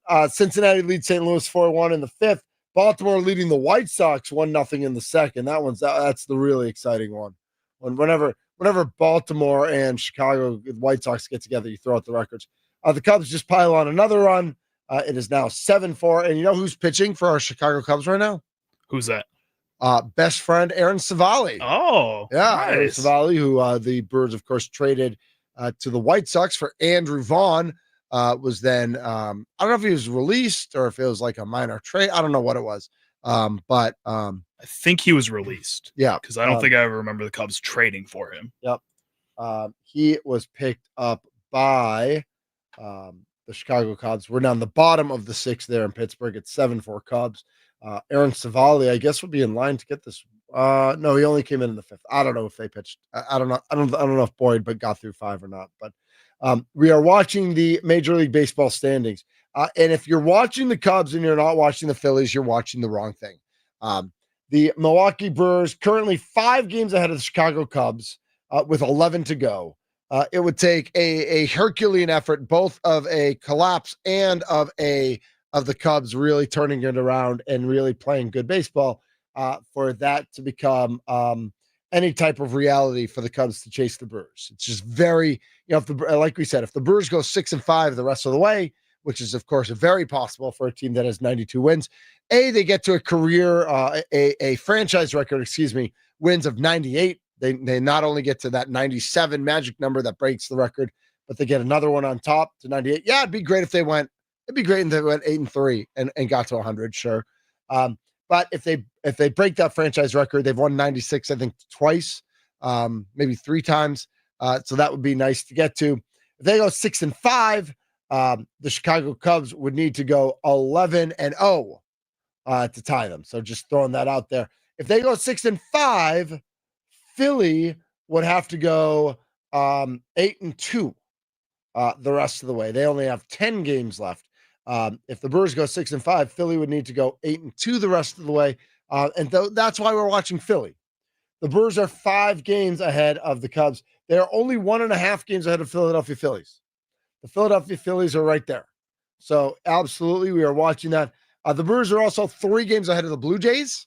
So the Blue Jays have gotten themselves involved in that conversation in terms of home field for the World Series. Interestingly enough, with 10, 11 games left, the Brewers and the Phillies are the only 2 teams who have clinched playoff spots in Major League Baseball. Now, many teams are on the verge of clinching spots. The Blue Jays are 5 up on the Yankees and 7 up on the Red Sox. The Blue Jays should win the East pretty handily. The Tigers are 5.5 up on the Guardians. They should win that pretty easily. The West is becoming a 2-team race, as well as the Rangers played against the Brewers a couple weeks ago. The Rangers have now fallen off a little bit. They've lost 3 in a row. The Mariners have won 10 games in a row. Cal Raleigh's up to 56 home runs, tying Ken Griffey Jr. for a franchise record. The Mariners lead the Astros by half a game in the AL West. That should be a very fun final, 10, 11 games for those 2 teams as they face off for that. Philly has clinched. They've also clinched the East. They are 12.5 games ahead of the New York Mets. Man, did the New York Mets fall on their faces. The Brewers have clinched a playoff spot. They're 5 up on the Cubs. And the Dodgers are only 2 games up on the Padres. So that could end up being a wild race as well. The wild card, the Yankees are 2 games up in the American League. They are 1.5 ahead of the Astros, who are half a game ahead of the Red Sox. That's your 3 teams right now, Yankees, Astros, and Red Sox. The Red Sox are 2.5 ahead of the Guardians and 3.5 ahead of the Rangers. So Cleveland and Texas both with outside chances looking in, trying to catch the Boston Red Sox and the Houston Astros, I guess. The Yankees are a couple games ahead of that, but the Astros only half a game ahead of the Red Sox there. In the National League, very weird situation. The Cubs are 9 up. I mean, the Cubs, while they've not clinched a playoff spot, again, if they win today, they clinch a playoff spot based on they would clinch a wild card spot. The Padres are 5 games behind the Cubs, but 4 games ahead of the New York Mets. The New York Mets, 1.5 ahead of the Diamondbacks, 3 ahead of the Reds, 3 ahead of the Giants. A couple days ago, this was like 4 teams that were separated by a game and a half. The Diamondbacks have won 4 in a row. The Mets have now won 2 in a row. The Giants have lost 4 in a row after storming back into this race.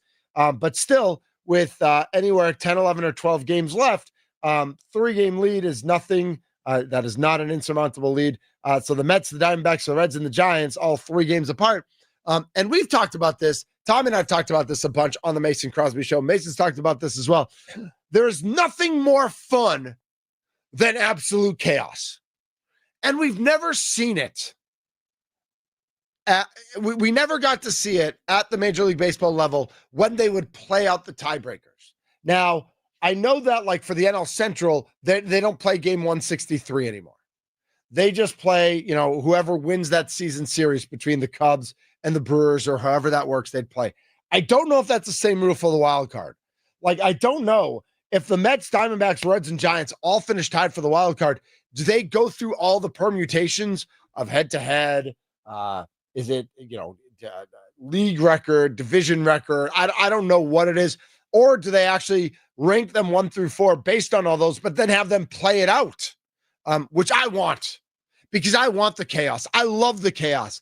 I think it's fantastic. And we've had years where with a week left to go, there's 3-4 teams all jockeying for a position, and it's crazy. And I think the year that the Brewers and Cubs played 163, didn't the Cubs have to turn around and play the Rockies in the wild card game? And that wasn't even the wild card game. That was to get into the wild card game. Yep. So that was like the most chaotic we've ever really gotten. And we've had an opportunity. And we have it again this year for 4 teams to finish for 1 spot. And I just want to say to the baseball gods, can we just get 1 year of absolute chaos? Can it just go totally sideways? So ties between 4 teams. If 4 teams are all tied for 1 spot, the winner would be determined via the following steps. 1, tied club with better record against each of the other 3 clubs. 2, highest winning percentage in games among the tied clubs. 3, highest winning percentage in intra-division games. Highest winning percentage in intra-league games after that. Highest winning percentage in the last half of intra-league games after that. 6, highest winning percentage in the last half plus 1 intra-league game, provided that such additional game was not between any of the tied clubs. Continue to go back to 1 interleague game at a time until ties have been broken. What does interleague games have anything to do with it? So I think within your league, so within the National League, just your record. Intra-league. Yes. Okay. That makes much more sense. Absolutely. Okay. I had a brain fart there for a second. I'm not a very good listener, as we all know. I was talking a little fast. I get it. No, but so it does go to tiebreakers. It doesn't go to games. No. All right. So this is stupid. So who cares? Major League Baseball, you suck now. No, I love you, Major League Baseball. I love baseball. I love the Brewers. I'm just mad that they're not going to play like literally Giants at the Reds, winner the next day at the Diamondbacks, winner the next day at the Mets. And whoever comes out from it gets to go play a 3-game series then against the Dodgers. Like that is what I would want. I love that chaos. I'm bummed that it's not going to happen. Great show again today. Mike. Hump day. Thanks to Yahoo Sports, Frank Schwab, for jumping on. Did a great job there. So thank you, Frank. Lily Zal from Fox 6 Sports. She jumped on as well. Both of our guests, of course, all our guests join us on the Fan Guest Hotline powered by Gruber Law. 1 call, that's all. We are just minutes away, my friends, ladies and gentlemen, boys and girls, children of all ages. A major fan announcement is coming up in mere minutes here. I'm going to get out of the way. I'm staying because I want to hear it. I got to hear the announcement, right? So I'm staying, but I'm going to get out of the way. Sparky is at Jack's American Pub on Brady Street. So Sparky's gonna be on. Charlie's going to take my spot because he has to stand here when Sparky's on remote. So he's going to go there. I'm going to go around the table and stand on the other side. And I'm just going to like bask in the glow of everything that's about to happen. So it's happening. It's real. It's real. And it's happening right here on The Fan. My name is Mitch Nellis. You've been listening to Middays with Thunder on 1250 AM, 105.7 FM, The Fan, free on the Odyssey app, free on the iHeart app, free on the YouTube app. That's right. The YouTube app is free. You can just put it on your phone and watch all your shorts and all your videos and all your movie trailers and all your Marvel stuff and all your Star Wars stuff. And The Fan Milwaukee is on YouTube, and we are live. We're live right now at The Fan Milwaukee. You got to put that at in there too. So at The Fan Milwaukee. Thanks everybody to listening. This has been Middays with Thunder on The Fan with me, Mitch Thunder Nellis. Major announcement. NEXT next.